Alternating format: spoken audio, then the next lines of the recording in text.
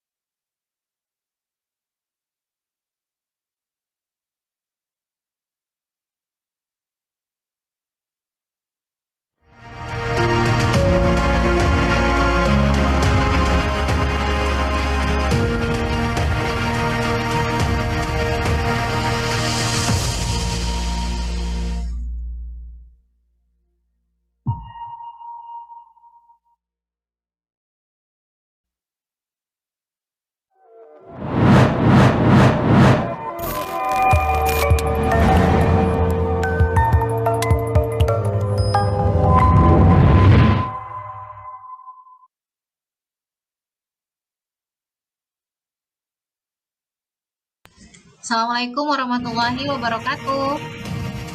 Waalaikumsalam warahmatullahi wabarakatuh. Alhamdulillahirrabbilalamin teman-teman. Kita bisa ketemu lagi di Daily Dose yang hari ini.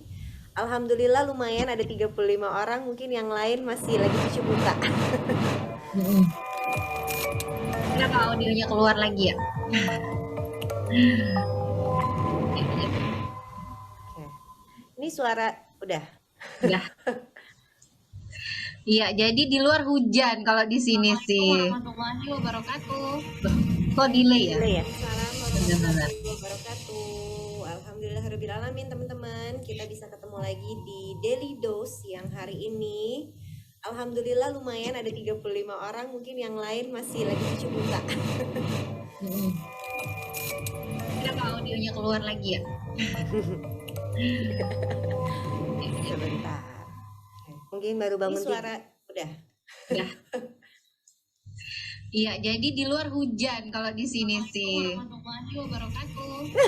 Kok delay ya? Ini baru bangun Delaynya tidur berkali-kali ya. ya. Mungkin jadinya masih error. Lagi mungkin mau lagi relay ke YouTube kayaknya. Jadi keluarnya suara yang dari YouTube masuk lagi ke sini. Masih ada papi ya, Dista nggak ya? Iya. Ada. Sebentar. Mungkin baru bangun suara udah. Ya. Iya, jadi di luar hujan kalau di sini sih. Warahmatullahi wabarakatuh.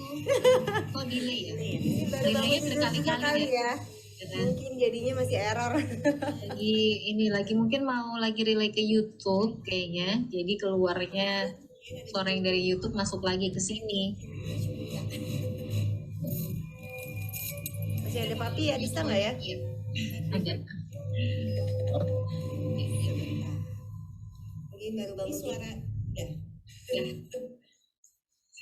Iya, jadi di luar hujan kalau di sini.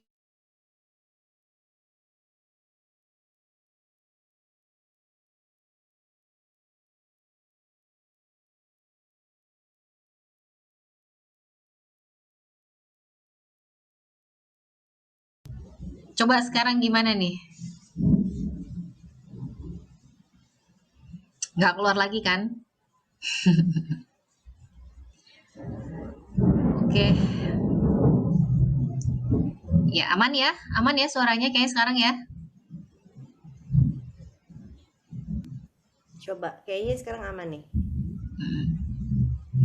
Nggak ngulang.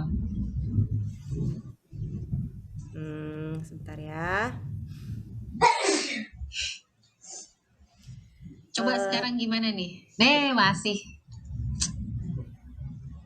Tuh, nggak keluar lagi kan?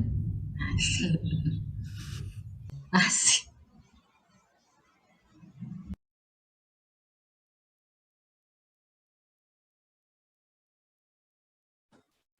Sebentar ya teman-teman ya, kita sedang perbaiki dulu.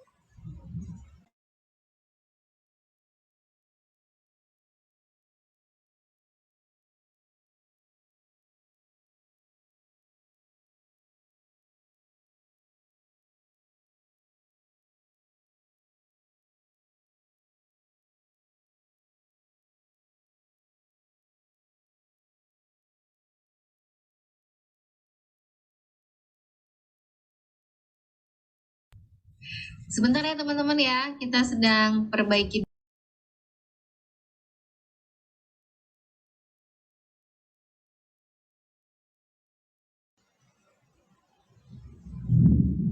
Ya, kita coba lagi apa? Ngomong lagi, terus kita tunggu lagi, kembali nggak keluar lagi suaranya.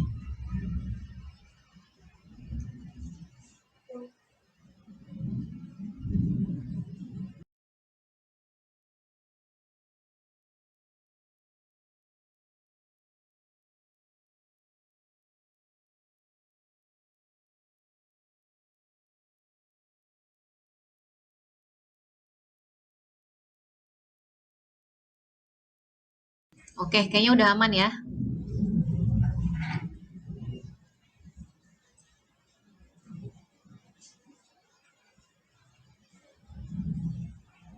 Ya, nggak keulang lagi nih. Oke. Ya, alhamdulillah. Alhamdulillah siang hari begini teman-teman masih berkumpul 39 orang, mungkin nanti akan bertambah lagi. Di bulan puasa tuh biasanya jam segini tuh jam-jam sedang ngedrop. Ya ngantuk, kayak lapar ya. Terus ditambah juga kalau di sini sih lagi hujan. Wah, enak banget nih. Harusnya tinggal hidupin AC, masuk selimut, udah deh. Insya Allah, sambil tunggu sampai buka. Tapi semuanya berkumpul di sini dengan niat untuk mencari ilmu. Insya Allah Allah berkahi ya. Semoga ilmunya pun nanti bisa bermanfaat untuk kita semuanya, terutama untuk keluarga-keluarga terdekat kita. Insya Allah. Kita buka dulu mungkin ya, Bo ya. Ya ngantuk, kayak Nih masih nih lapar Mami ya. Eza. Terus ditambah juga kalau di sini sih lagi hujan. Wah, enak Sabar ya banget nih. Harusnya tinggal sebentar. hidupin Alhamdulillah AC, ya masuk Allah selimut, dikasih ujian udah nih. tambahan, Insya Allah, sambil tunggu sampai buka. dikasih ujian tambahan. Tapi semuanya berkumpul di sini dengan niat untuk mencari ilmu. Insya Allah Allah berkahi ya. Semoga ilmunya pun nanti bisa bermanfaat untuk kita semuanya, terutama Aduh. untuk keluarga-keluarga terdekat kita. Insya Allah. Kita buka dulu mungkin ya, Bo ya. Ya ngantuk, kayak Nih lapar masih nih Mami ya. Eza. Terus ditambah juga kalau di sini sih lagi hujan. Wah, enak Sabar ya banget nih. Harusnya tinggal sebentar. hidupin Alhamdulillah AC, ya masuk Allah selimut, dikasih ujian udah nih. tambahan, Insya Allah, sambil tunggu sampai buka. dikasih ujian tambahan. Tapi semua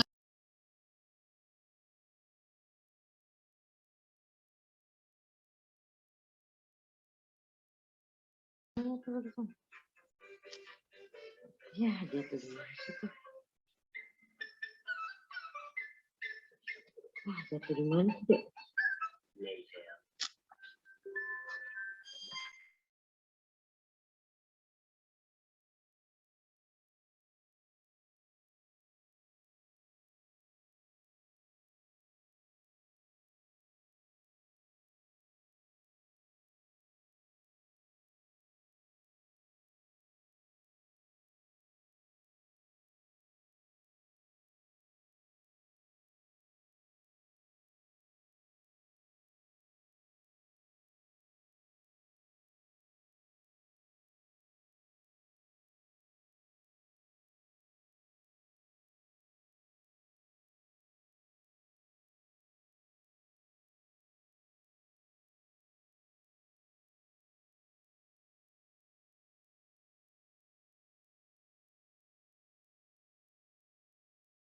ya coba lagi ya.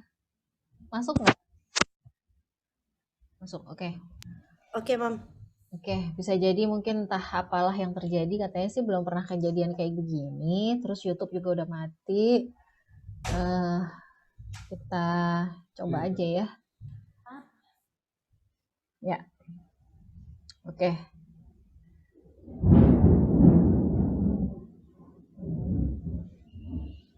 Kita coba buka dulu aja. Bismillahirrahmanirrahim. Alhamdulillahirrabbilalamin. Allahumma sholli wa sallim wa barik ala Muhammad wa ala ali Muhammad. Rabbi shrah li sadri wa yassir li amri wa hlul 'uqdatam min lisani yafqahu qawli. Allahumma la sahla illa ma ja'altahu sahla wa anta taj'alul hazna idza syi'ta sahla. Puji syukur kepada Allah, hari ini siang ini di bulan Ramadan Alhamdulillah ini hari pertama ya kita daily dose di bulan Ramadan.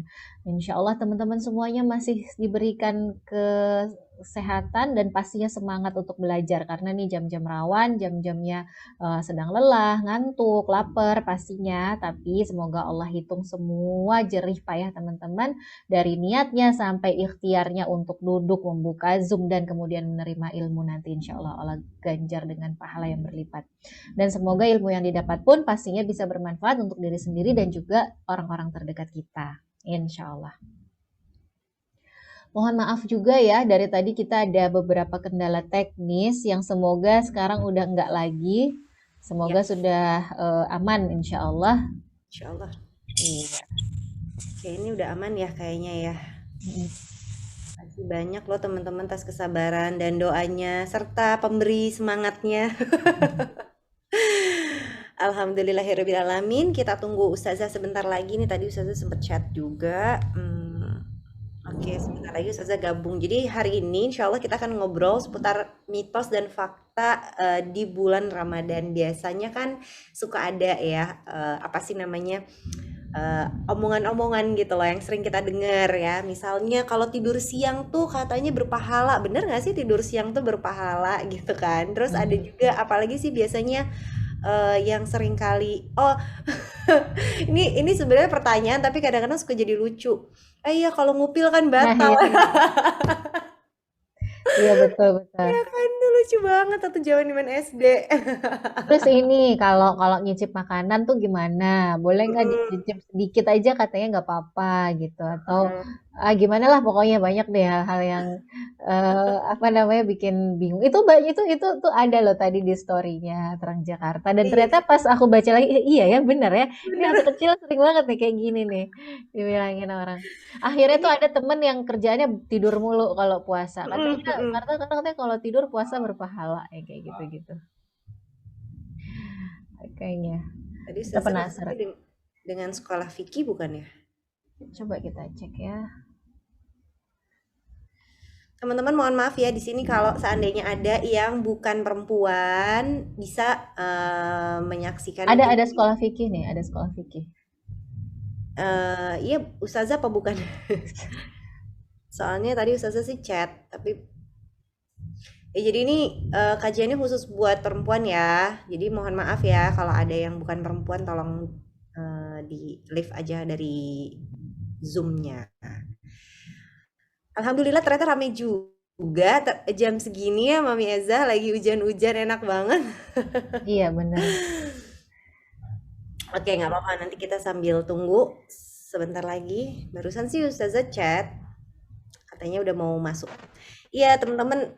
Oh iya benar Ustazah sekolah fikih iya itu Ustazah berarti lagi siap-siap nih udah bergabung sama kita karena sudah ada di sini Ustazah akan share screen ya mungkin bisa dijadikan co-host ya tolong yang sekolah fikih. Oh udah oke. Nah sebentar lagi kita akan tanya langsung nih sama Ustazah mana yang fakta mana yang mitos jangan sampai kita ketuker juga ya Mami ya. Iya, ternyata itu fakta kita kira mitos gitu ataupun sebaliknya sebenarnya itu cuma mitos tapi kita pertahankan seolah-olah itu jadi fakta gitu kan. Iya. Emang segala sesuatu tuh butuh ilmu ya. Benar banget. Soalnya kalau kita nggak tahu, iya kalau kita nggak tahu ilmunya nanti giliran anaknya nanya atau ada yang nanya kita juga bingung. Terus malah akhirnya yang tadi ternyata bukan suatu kebenaran akhirnya turun temurun deh. Nggak tahu ujungnya mana gitu awal mulanya dari siapa. Ini kayaknya teman-teman kalau udah punya pertanyaan kalau udah ada yang mengganjal di hati misalnya dari dulu aku tuh taunya begini loh katanya begini boleh banget langsung di chat aja di chat box kalau ada pertanyaan yang sudah terfikirkan insya Allah nanti kita akan tanyakan ke Ustazah atau kalau pertanyaannya bersifat pribadi mungkin nggak mau dibaca oleh yang lain boleh langsung aja chat private ke Q&A Terang Jakarta gitu. Sekalian pengen ngingetin lagi nih teman-teman, Daily Dose itu kan selalu biasanya setiap pekan ada yang share catatan. Nah ini udah lama banget teman-teman nggak share catatan nih ya. Jadi mudah-mudahan di bulan Ramadan ini kan banyak waktu gitu. Kemudian juga insya Allah pahalanya wah berlipat ganda karena ini informasinya, ilmunya juga seputar puasa atau seputar Ramadan. Jadi mudah-mudahan banyak yang akan memerlukannya gitu, yang akan membutuhkan ilmu yang teman-teman sudah dapatkan di Daily Dose ini. Jadi nanti kalau ada teman-teman yang nyatet, tolong dibikin catatannya sebagus mungkin, semenarik mungkin lah gitu ya. Kemudian diposting ke akun Instagramnya teman-teman. Jangan lupa mention Terang Jakarta, kemudian aku Ratu underscore Anadita dan juga Eza Dirwan. Gitu ya. Nanti insya Allah akan ada hadiahnya pekan depan. Oke? Iya.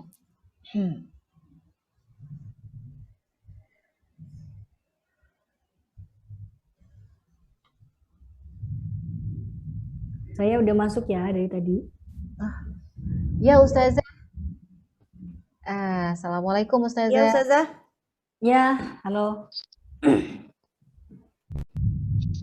Ganti background ya saya biar gak Madinah mulu. Ini saya di studio rumah Vicky soalnya. Masya Allah, keren banget. Alhamdulillah Ustazah. Ya. Assalamualaikum warahmatullahi wabarakatuh Ustazah. Waalaikumsalam warahmatullahi wabarakatuh. Kayaknya Sehat. ada di Gimana puasanya Ustazah? Ya biasa lah, pastinya haus, pastinya lapar, tapi nggak usah dirasa-rasa. Masih semangat terus ya. Oke, Saya siang hari baru ini. saya baru nutup kajian 10 menit yang lalu.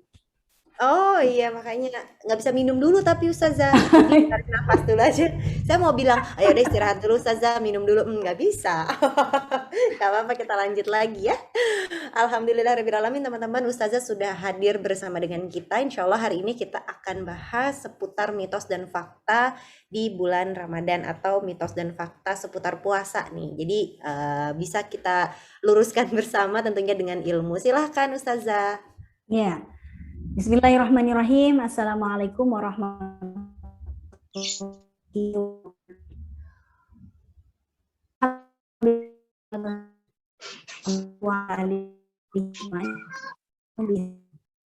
wabarakatuh. Alhamdulillah ya,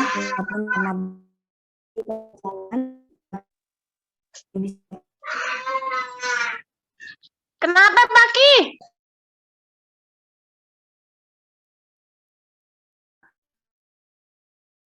ya. Ustazah agak sinyalnya terputus ya. Ini Ustazah yang terputus ya sinyalnya. Iya kayaknya iya. Sebentar.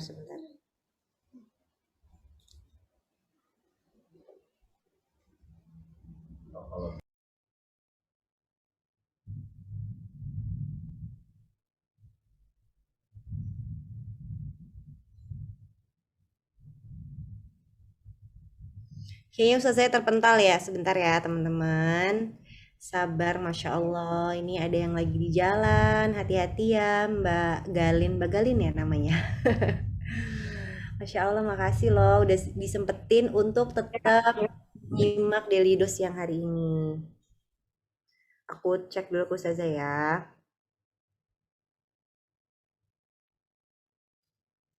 Nanti kita tunggu dulu sebentar. Mungkin kalau ada yang mau ambil wudhu bisa sambil ambil wudhu biar lebih seger lagi. Atau kalau oke sebentar. Ustazah lagi di studio rumah Fikih. Itu tadi Ustazah tuh kayaknya bukan pakai virtual background tapi memang beneran. Oke, lagi dibenerin dulu sinyalnya kata Ustazah. Sabar ya teman-teman. Kalau dia mau ambil wudhu boleh ambil wudhu. Kalau mau pakai kerudung dulu boleh pakai kerudung dulu. Terus kalau lagi nggak ada uzur juga boleh silahkan dibuka kameranya biar lebih enak aja kita belajarnya sambil tatap-tatapan gitu ya. Oke, sebentar ya lagi dibenerin dulu.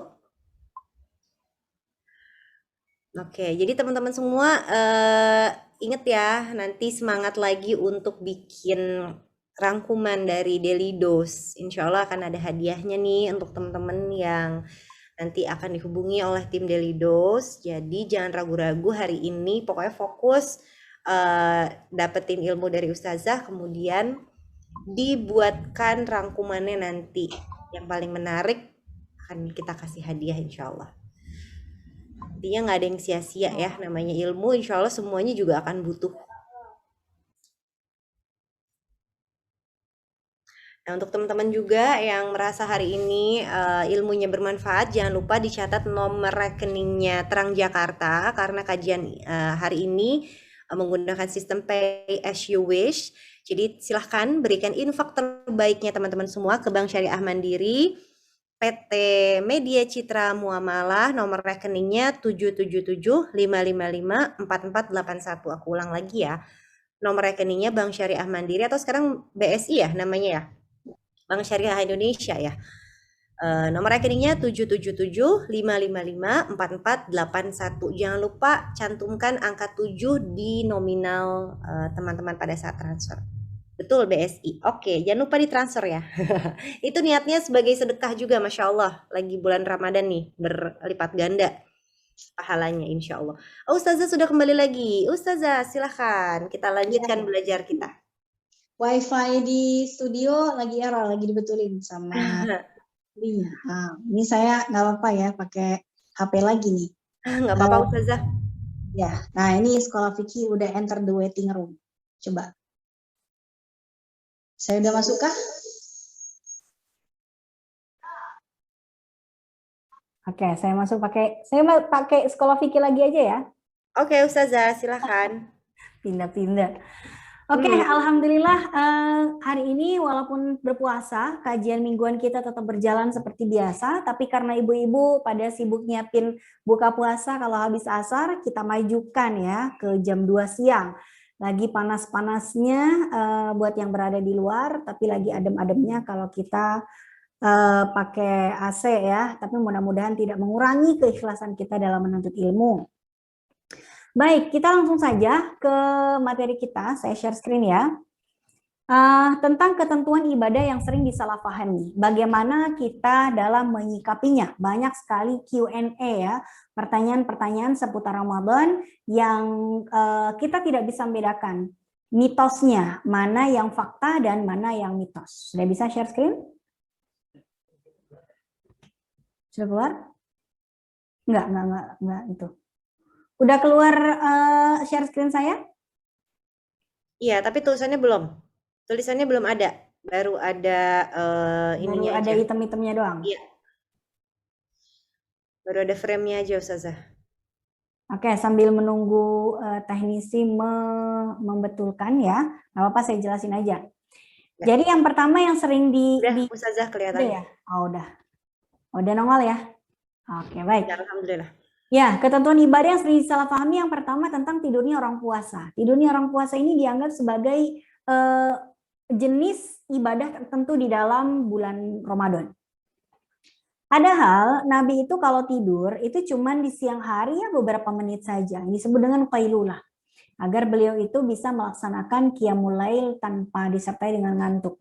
Jadi Nabi itu kalau bulan Ramadan habis taraweh ya udah malam habis isya begitu ya taraweh begitu ya, baik di Ramadan ataupun di luar Ramadan, Nabi tuh malam habis isya ya udah langsung tidur gitu, nggak kayak kita ya begadang nggak jelas gitu, nonton drakor gitu ya.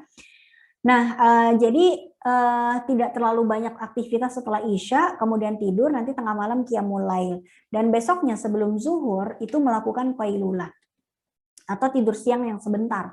Ya barang 10, 15, 20 menit gitu, enggak kayak orang-orang yang menganggap bahwa tidurnya orang puasa itu adalah ibadah. Akhirnya habis sholat subuh dia tidur, habis itu bangun menjelang zuhur, sholat secukupnya, tidur lagi, bangun di waktu asar, sholat secukupnya, tidur lagi, nunggu maghrib. Dengan keyakinan bahwa tidur itu adalah sesuatu jenis ibadah tersendiri. Ya, akhirnya terjadilah seperti ini. Ya, akhirnya masjid-masjid di dekat-dekat perkantoran itu berubah menjadi tempat lomba tidur siang. Tuh ada TV-nya di tiang-tiang ya. Di tiang-tiang itu ada TV-TV-nya, ustadznya lagi ngisi pengajian, yang TV-nya disebar ke sampai ke belakang, tapi yang diceramain pada tidur. Jadilah ustadznya nonton orang tidur, bukan orangnya nonton ustadznya ceramah. Nah, itu ya. Nah, ini sering terjadi. Tapi tidur di siang hari bulan Ramadan bukan berarti terlarang. Enggak. Yang keliru adalah kalau kita menganggap bahwa tidur itu adalah jenis ibadah tersendiri. Akhirnya terjadi seperti ini ya. Nah, gara-gara ada kalimat yang bunyinya naumus shaim ibadah. Tidurnya orang puasa adalah ibadah. Padahal tidak. Tidurnya orang puasa yang mubah-mubah saja, bukan jenis ibadah tertentu. Ya, jangan menganggap makin banyak tidurnya, makin banyak pahalanya. Enggak. Justru Nabi dan para sahabat tidak mencontohkan banyak tidur dan rebahan di bulan Ramadan. Justru Ramadan adalah bulan yang produktif. Masih ingatkah bulan Ramadan itu apa saja peperangan-peperangan yang pernah terjadi? Antara lain Perang Badar. Perang Badar itu dilakukan oleh Rasulullah dan para sahabat di bulan Ramadan dan dimenangkan. Itu perang pertama kali terbesar.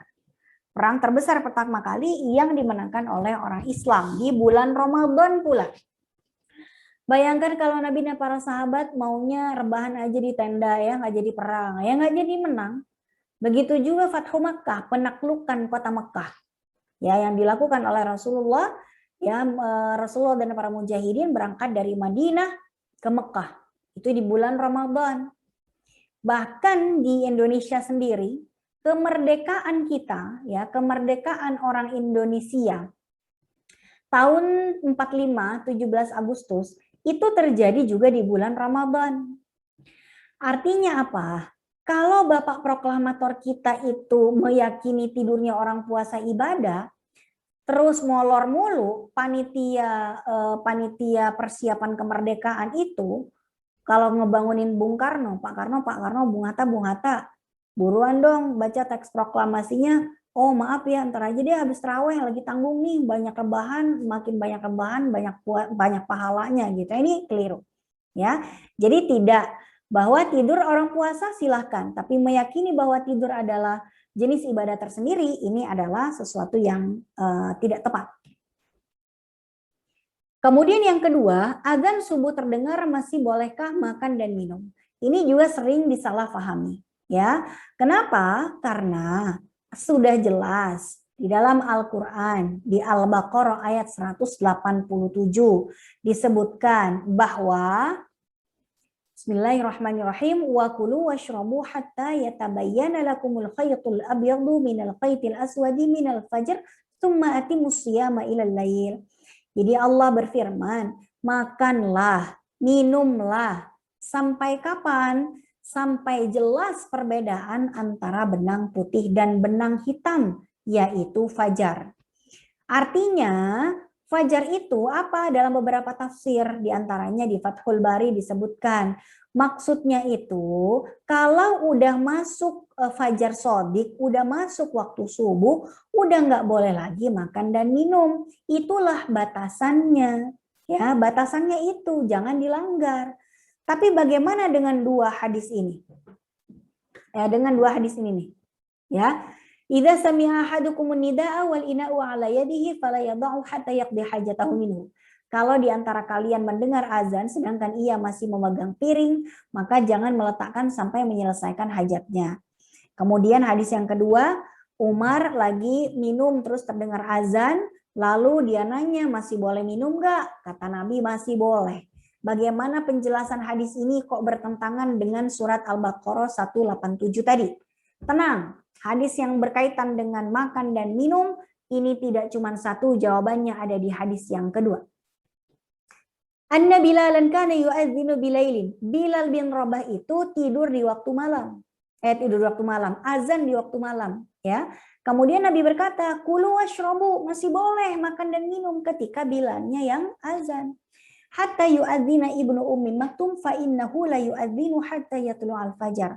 Masih boleh ya makan dan minum itu sampai yang mengumandangkan azan itu adalah Abdullah ibnu Ummi Maktum. Kalau yang mengumandangkan azan itu adalah Abdullah ibnu Ummi Maktum, maka sudah tidak boleh lagi makan dan minum. Nah, artinya di masa Nabi itu yang azan itu ada dua, Bilal sama Abdullah ibnu Ummi Maktum. Kalau yang azan itu adalah Bilal, berarti waktu subuh belum tiba. karena itu azan di malam hari, bangunin orang sholat, siap-siap ke masjid. Tapi subuhnya belum datang. Tapi kalau yang azan itu adalah Abdullah ibnu Ummi Maktum, barulah waktu subuh sudah tiba. Nah, makanya Nabi melarang makan dan minum ketika yang azan adalah Abdullah ibnu Ummi Maktum. Kenapa? Karena waktu subuh sudah datang.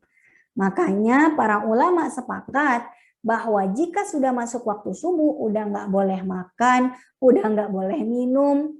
Imam Nawawi bahkan mengatakan kalau masih ngunyah, lalu terdengar azan, muntahin itu dari mulutnya itu jangan ditelan, tapi dikeluarkan. Ya, jadi penjelasan atas dua hadis ini azannya adalah azan Bilal, azan di malam hari, bukan azan pertanda waktu subuh tiba. Kemudian, target hatam Al-Quran berkali-kali. Ini memang dianjurkan jamaah sekalian. Tapi anjurannya silakan saja kalau kita mau banyak-banyakan hatam di bulan Ramadan. Tapi kita harus pandai untuk mengukur diri. Kalau misalnya kita bacaannya udah bagus, tajwidnya udah oke, ya silakan mau dikejar sampai berapa kali hatam pun silakan.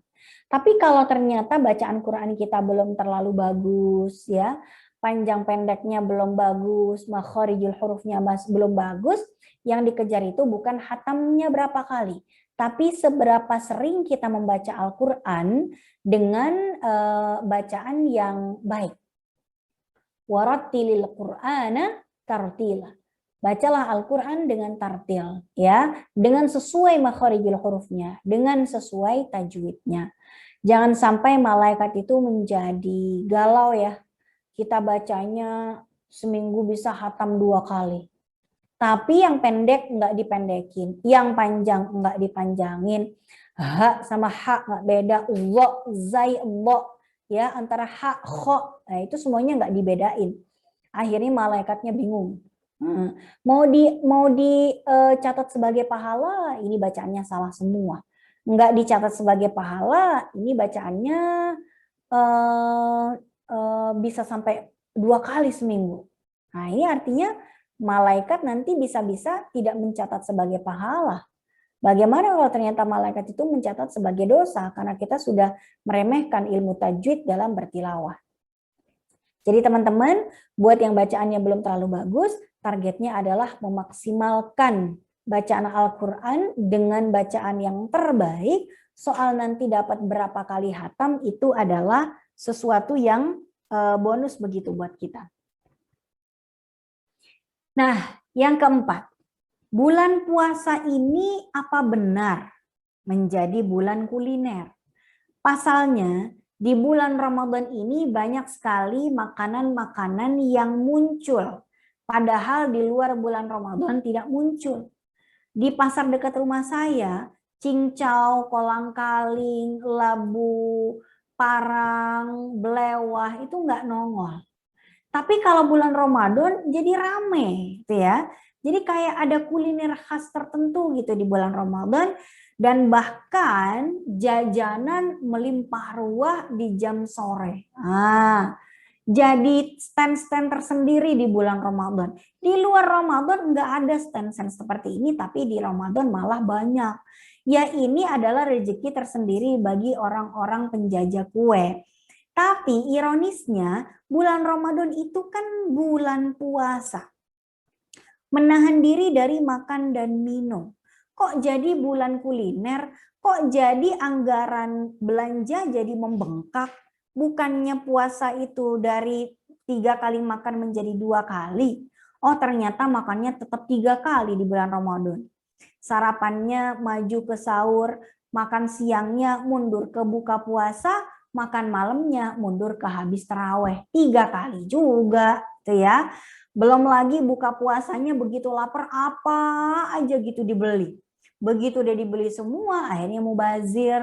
Keesokan harinya habis sahur udah nggak bisa dimakan lagi. Ujung-ujungnya masuk tong sampah. Ini yang menjadi ironi kita. Jadi teman-teman mau puasa atau tidak makanlah sewajarnya, secukupnya. Belanjalah sebutuhnya. Nah, berikutnya tentang buka puasa bersama. Bukber ini sebetulnya tidak terlarang, bukan suatu aib, bukan larangan dalam agama kita. Dan dalam negara kita ini juga aturan boleh saja asalkan melakukan prokes-prokes tertentu. Namun jamaah sekalian, kalau misalnya buka puasanya itu dilakukan di tempat yang jauh, kita datang ke tempat yang jauh, lalu kemudian sampai rumah udah malam, udah males, akhirnya udah tidur, tarawehnya jadi hilang. Padahal ibadah yang paling identik dengan Ramadan itu adalah ibadah taraweh, sholat taraweh, buka puasa bersama, silaturahmi, apalagi tilawah, sedekah, zakat mal, bahkan puasa itu sendiri masih bisa kita nikmati di luar Ramadan. Tapi kalau sholat sunnah tarawih ini adalah ibadah sunnah yang hanya bisa kita nikmati di bulan Ramadan. Sayang sekali kalau kita mengabaikan dan meninggalkan tarawih hanya untuk mengejar-ngejar sesuatu yang tidak worth it. Gitu ya. Wah, bukber itu something special loh. Iya, tapi kalau sampai mengalahkan tarawih, udah nggak jadi spesial lagi. Malah jadi sesuatu yang sia-sia dan merugikan. Jadi teman-teman sekalian, jika memang kita ingin bukber, pastikan bukbernya jangan kemalaman pulangnya, habis silaturahmi hahaha bentar, udah langsung pulang aja agar bisa sholat tarawih segera. Ya. Nah, ini kira-kira tentang bukber. Ironinya adalah bukber bikin taraweh itu menjadi hilang. Selama tarawehnya tidak ditinggalkan, silakan buka puasa bersama dan pastikan prokes dijalani ketat. Keliru menentukan waktu maghrib dan waktu subuh. Ya, di sebelumnya kita juga di minggu kemarin sudah sempat membahas ini. Kalau orang keliru menentukan waktu maghrib, ini tidak bisa disebut sebagai lupa. Kenapa? Karena ketika dia itu makan dan minum di waktu maghrib, dia sangat sadar bahwa dia sedang berpuasa. Ketika dia minum, dia itu memang niatnya untuk berbuka puasa. Lalu kemudian dia baru ngeh, oh ternyata belum maghrib nih. Ya, nah kesalahan dalam menentukan waktu maghrib ini bisa membuat fatal dan bisa membatalkan puasa kita dan wajib mengqadha. Beberapa tahun yang lalu di bulan Ramadan, masjid di rumah kami itu pernah mengumandangkan azan setengah. Allahu Akbar, Allahu Akbar, Allahu Akbar, Allahu Akbar. Udah dia nggak nerusin lagi, cuman sampai di situ. Ya, tetangga kanan kiri, ipar-ipar saya udah pada buka puasa, tapi di rumah kami belum. Karena kita begitu dengar azan, kita cocokkan dengan jam. Di jam kami ini 1/4 jam lagi baru maghrib. Di televisi juga belum ada yang azan, channel manapun belum ada yang azan. Maka kata suami saya, ntar dulu deh, kayaknya ada yang masalah nih dengan azan masjid. Ternyata benar, ya azannya itu tidak sampai selesai. Beberapa menit kemudian setelah betul-betul masuk waktu subuh dan azan di televisi itu udah pada nongol gitu, barulah masjid di samping rumah itu membaca azan dengan komplit sampai la ilaha illallah. Nah, artinya apa? Ipar-ipar saya yang terlanjur minum sebelum betul-betul datang waktu maghrib, ini ya mereka mengqadha ya puasanya. Kenapa? Ya karena batal secara hukum, belum maghrib kok udah makan, sadar pula lagi puasa, ini batal. Begitu juga keliru menentukan waktu subuh, dikirain belum subuh. Ya, jamnya mati, makan aja. Begitu buka jendela ternyata matahari udah terbit. Nah, ini dia wajib untuk mengqadha puasanya karena ternyata puasanya tidak sah.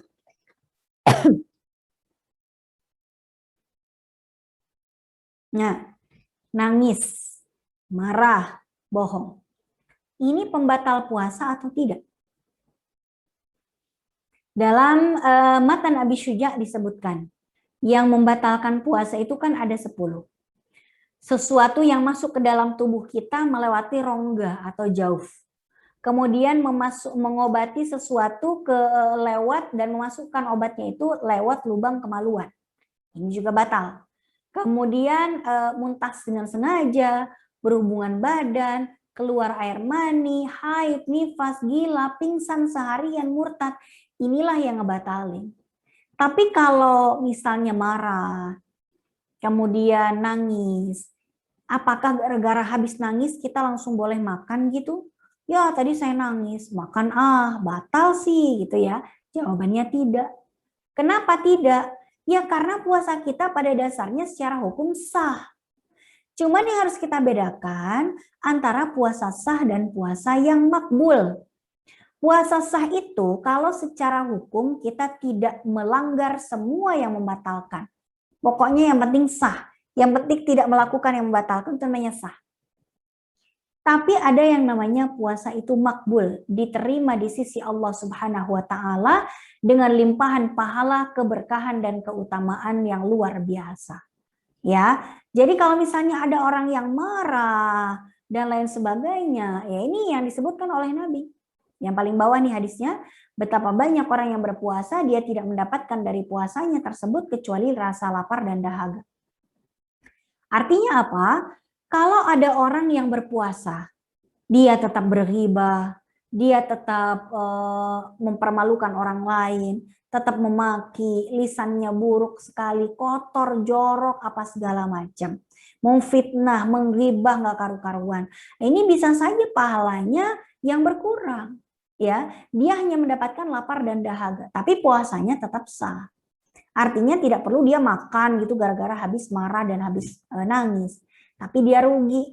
Dia nggak boleh batalin puasanya dengan makan, tapi pahalanya juga terkuras. Ya, makanya Nabi mengatakan, "Idza kana yaumu shaumi ahadikum fala yarfuth wa la yaskhab." Kalau kalian itu lagi puasa, fala yarfuth, jangan ngomong jorok, wala yaskhab, jangan bertindak bodoh. Maksudnya bertindak bodoh itu mengganggu orang, menyakiti orang, membuat kezaliman. Fa in sabbahu ahadun aw qatalahu falyaqul inni imru'un sha'im. Kalau ada yang mengganggu kita, memaki kita dalam keadaan berpuasa, maka tahan diri kita untuk membalas celaannya, untuk membalas gangguannya, dan berbisiklah ke hati kita sendiri, saya sedang berpuasa, saya tidak mau menggugurkan pahala-pahala yang sedang saya kumpulkan dengan puasa. Rugi rasanya kalau puasa cuma dapat lapar dan haus doang, tapi pahalanya enggak ada. Jadi jamaah sekalian, maka marah, nangis, bohong dan lain sebagainya tidak membatalkan status puasa kita, tapi bisa menurunkan kualitas pahala kita dan bisa menghanguskan pahala puasa kita. Ramadan, ini kok bulan pengemis ya? Ini ironi yang berikutnya. Apa benar kita di bulan Ramadan kudu banyak-banyakin sedekah ke pengemis yang ada di jalanan? Kalau kita melihat ya fenomena yang ada, mau itu lansia, mau itu anak kecil, banyak sekali mereka itu yang yang dieksploitasi oleh mafia-mafia pengemis. Yang konon didatangkan dari daerah-daerah, yang di daerah mereka punya rumah, mereka punya kendaraan, hidup berkecukupan, tapi karena tahu bulan Ramadan banyak orang-orang di Jakarta, di Jabodetabek, di kota-kota besar yang menjadi royal ya dalam urusan sedekah, akhirnya mereka mengemis di jalanan. Anak-anak kecil menjadi korban eksploitasi, harusnya mereka beristirahat di rumah dan mendapatkan kasih sayang dari orang tuanya, malah dibawa-bawa ke jalanan dan berpanas-panasan seperti ini. Dan akhirnya disuruh untuk nyetor ke mafianya. Jadi kalau kita memberikan sedekah kita pada mereka, pada dasarnya tidak salah, pada dasarnya tidak dosa. Cuman yang menjadi pertimbangan kita salah sasaran nggak sih sedekah kita ini? Ya, apakah kita ikut menyuburkan bisnis mafia pengemis seperti ini atau tidak? Maka seharusnya, sebaiknya yang lebih baik untuk kita lakukan adalah kita menyumbangkan zakat, infak, dan sedekah kita kepada amil-amil zakat yang memang capable dan amanah. Ya, yang lebih tahu untuk membagikan kepada siapa. Kalau kita tidak percaya misalnya pada lembaga sosial misalnya, anggaplah seperti itu, ya setidaknya kita bersedekah kepada siapa? Kepada orang-orang yang memang kita kenal membutuhkan, ya, mahasiswa rantau, kemudian orang yang kelaparan, tetangga kita yang kadang makan kadang enggak, yang yang bayar kontrakannya aja suka nunggak, SPP-nya nunggak.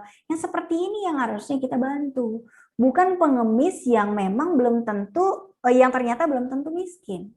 Itu ya. Kemudian, berikutnya. Selama ini banyak yang meyakini bahwa doa berbuka puasa itu dibaca sebelum makan dan minum.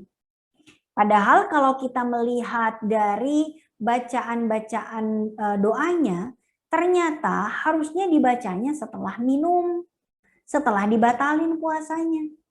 Ada banyak beberapa versi bacaan buka puasaan ya, seperti misalnya Allahumma laka sumtu wa bika amantu wa ala rizqika aftartu birahmatika ya arhamar rahimin.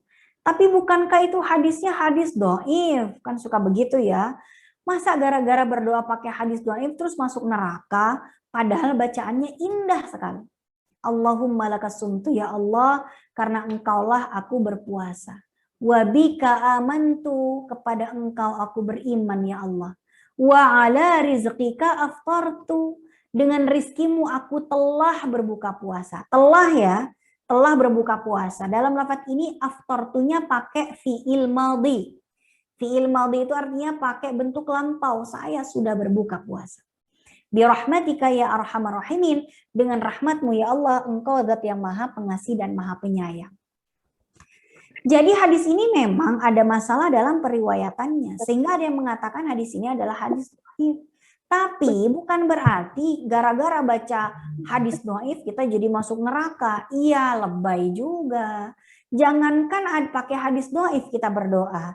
Berdoa dengan yang nggak ada hadisnya kita custom sendiri juga boleh. Misalnya, ya Allah ini alhamdulillah seharian saya nggak lapar, nggak haus, atas rahmatmu ya Allah. Ya, berikanlah kesejahteraan pada hamba dan keluarga hamba.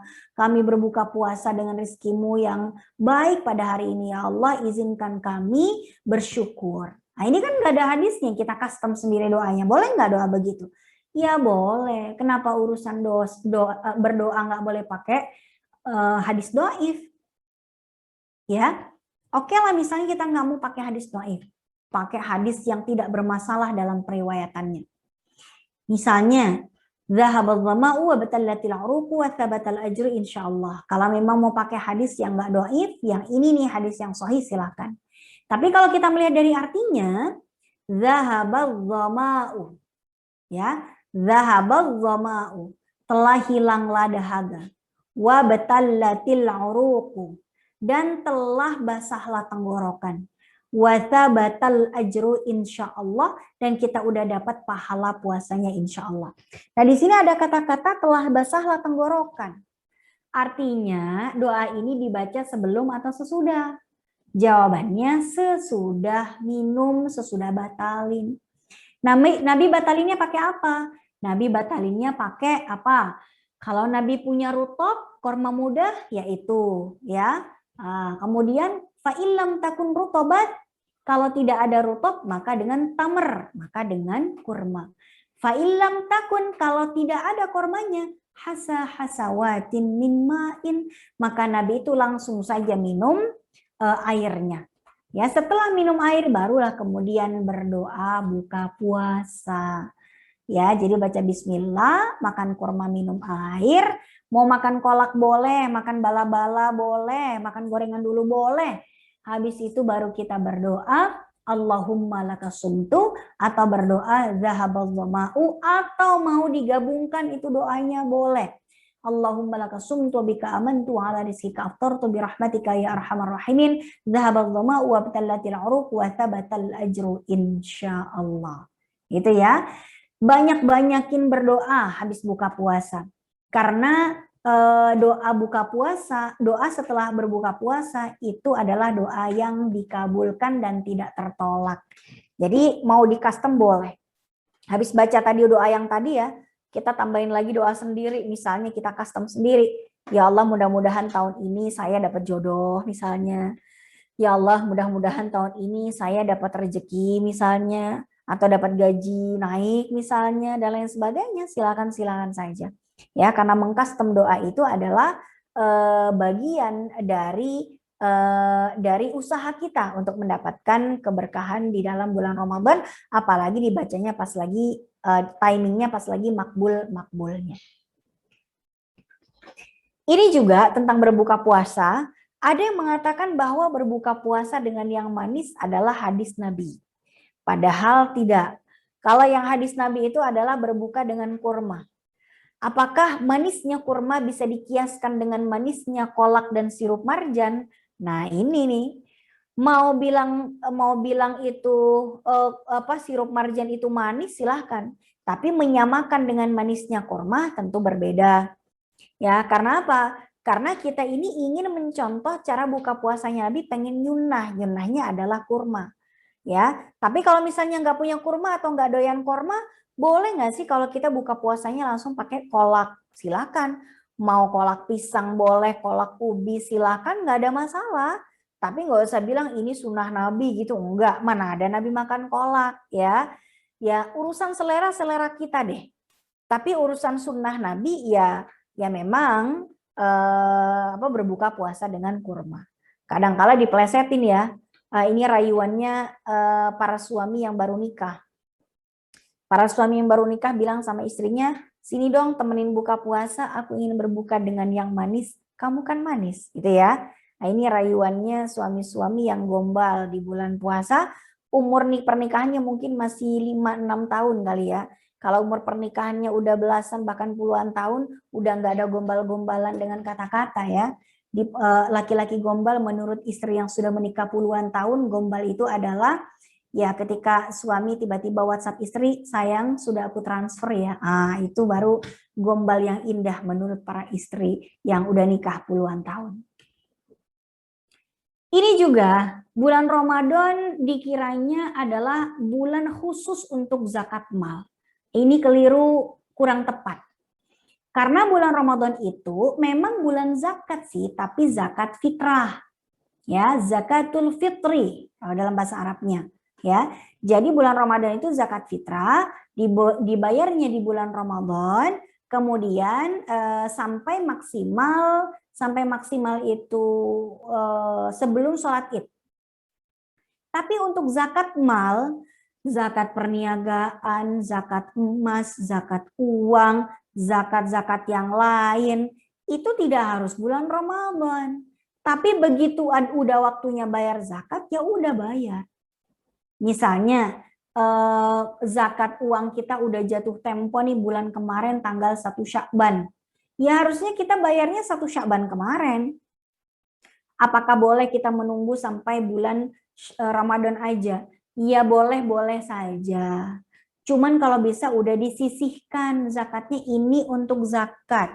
Mau saya bagiin pas Ramadan, pas momennya lagi orang-orang banyak yang minta-minta misalnya ya, boleh silakan.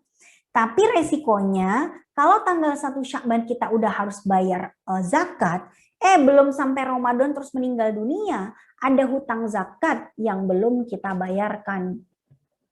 Makanya kalau bisa tidak usah ditunda-tunda bayar zakatnya. Ya, begitu ada waktunya zakat, udah zakat aja. Nah, kalau mau ditunda Ramadan, ya enggak salah. Cuman hati-hati aja, namanya umur kita enggak pernah tahu. Kemudian, kalau ada orang telat mengqadha puasa Ramadannya di tahun yang lalu, apakah qadhanya otomatis jadi double? Nah, ini kekeliruan juga. Ya, qadha itu tidak ada double-doublean, hanya gara-gara tertunda untuk dibayar. Jadi orang yang menunda bayar qadha puasa sampai ketemu Ramadan berikutnya, ini ada dua macam. Kalau dia itu menunda qadha puasanya sampai Ramadan berikutnya dengan alasan yang tidak dibenarkan oleh syariat, gara-gara cuman sekedar males, sekedar entar sok gitu ya, nggak ada alasan apa-apa, lalu ternyata hutang puasanya masih ada 6 hari, tiba-tiba udah masuk ke dalam bulan Ramadan, maka apa yang harus dia lakukan? Dia dikenai kafarat membayar fidyah. Kafarat membayar fidyahnya itu berapa banyak? 1 porsi fidyah atau 1 mud fidyah per hari untuk puasa yang dia lalaikan sampai ke Ramadan berikutnya. Jadi kalau tahun kemarin saya punya utang puasa 6 hari, saya baru bayar 4 hari misalnya, yang 2 harinya belum saya bayar, lalu saya masuk ke Ramadan tahun ini, maka saya wajib membayar fidyah sebanyak 2 mud, 2 porsi fidyah kepada orang miskin. Tapi tetap harus saya qadha juga kalau misalnya bulan Ramadannya sudah berakhir, gitu ya. Nah, sementara orang yang punya hutang puasa, lalu dia tunda qadha puasanya sampai ketemu Ramadan berikutnya, tapi penundaannya itu berlandaskan alasan yang dibenarkan oleh syariat. Contoh, ada orang haid tahun lalu nih, Ramadan tahun kemarin haid 6 hari. Begitu dia udah selesai Ramadannya, dia lebaran, ternyata dia hamil. Akhirnya dia nggak bisa mengqadha puasanya, gara-gara hamil di bulan Syawal. Nah ya, akhirnya apa? Akhirnya dia menunda qadha puasanya. Sampai nanti selesai melahirkan, menyusui, apa segala macam. Nah hutang puasa yang 6 tadi tetap wajib untuk diqadha nanti, kalau sudah selesai hamil dan menyusuinya. Tapi dia tidak dikenai denda membayar fidyah atas keterlambatan qadha. Kenapa? Karena dia punya alasan yang syar'i untuk menunda qadhanya walaupun sampai bertahun-tahun. Apa alasannya? Hamil dan menyusuinya itu. Ya, jadi bedakan antara orang yang menunda karena lalai dan orang yang menunda karena adanya uzur yang syar'i. Di dalam satu hadis disebutkan, man adraka Ramadan fa'aftar, siapa yang masuk ke dalam Ramadan lalu tidak puasa mungkin karena sakit, lalu dia sehat kembali dan belum mengqadhanya sampai ketemu Ramadan berikutnya, maka ia harus menunaikan puasa Ramadan yang sedang dijalaninya, setelah itu mengqadha utang puasanya dan memberikan makan kepada orang miskin 1 hari yang ditinggalkan sebagai kafarah. Ini ya landasannya, dia sakit nih nggak puasa tapi sempat sembuh. Pas sembuh tidak dimanfaatkan untuk qadha, keburu sakit. Akhirnya apa? Akhirnya ya udah, dia wajib membayar kafarat berupa fidyah gara-gara tidak membayar hutang puasanya sampai Ramadan berikutnya padahal sempat sehat. Pertanyaan berikutnya, bolehkah membatalkan puasa qadha? Ya, jadi puasa itu ada macam-macam.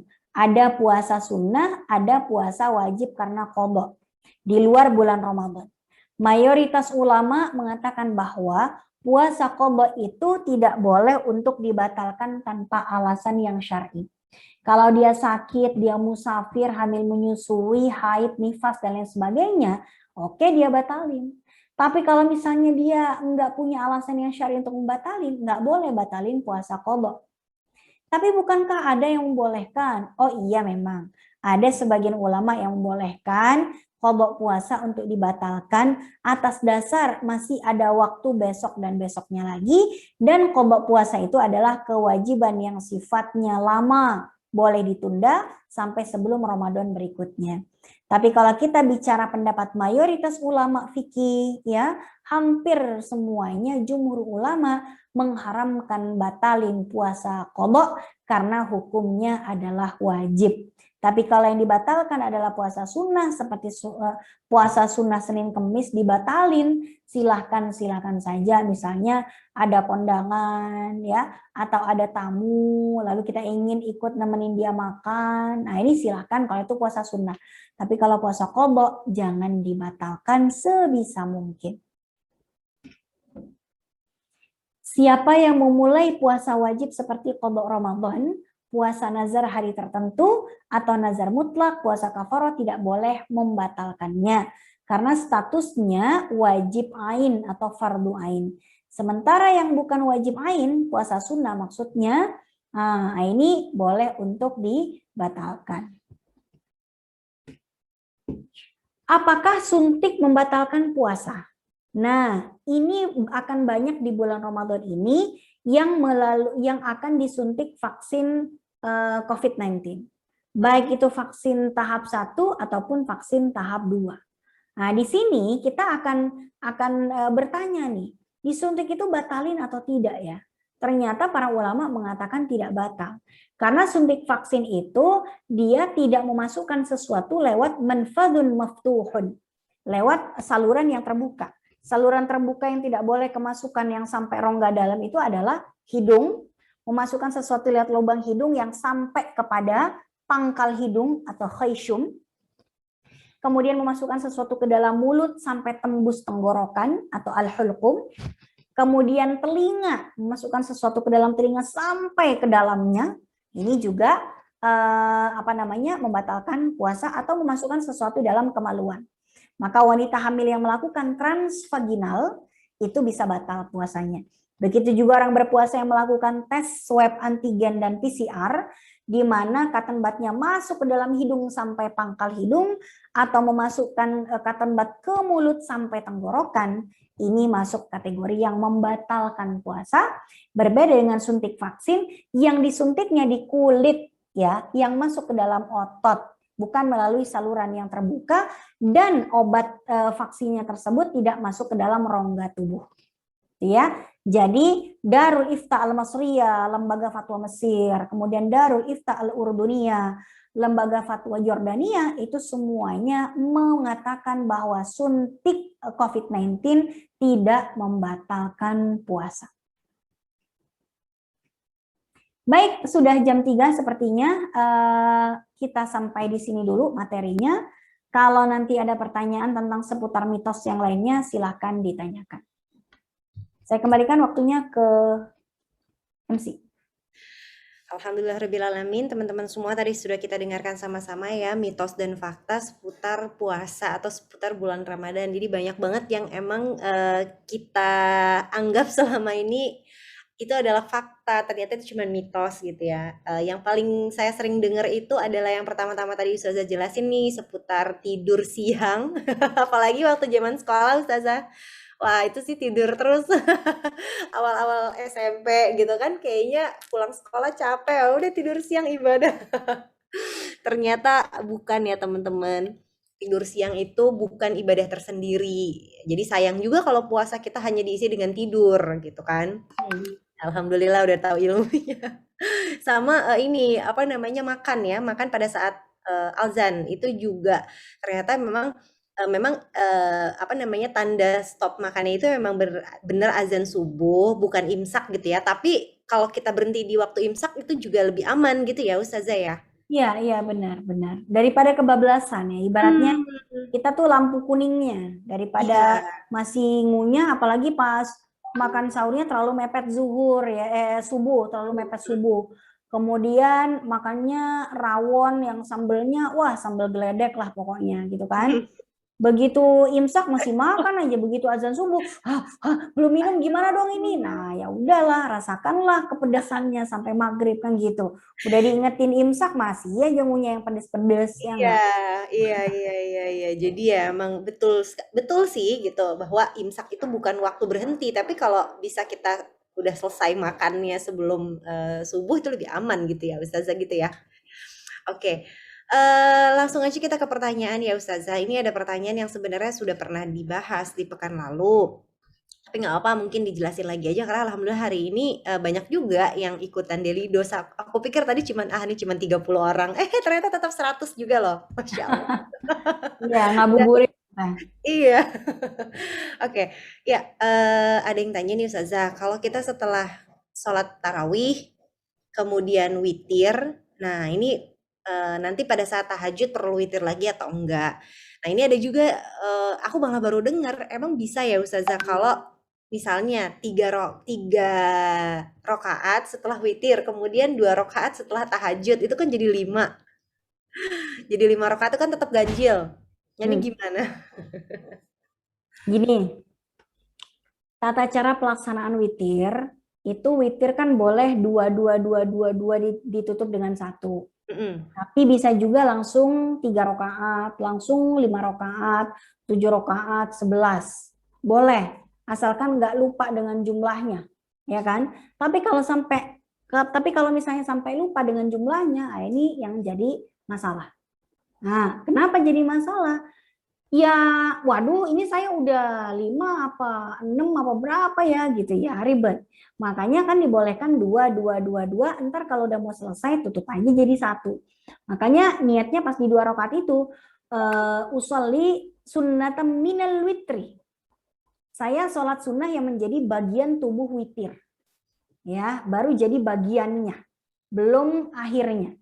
Usolli sunnatan minal witri rakaataini mustaqbilal kiblati, sunnatan atau adaan atau makmuman atau imaman lillahi ta'ala.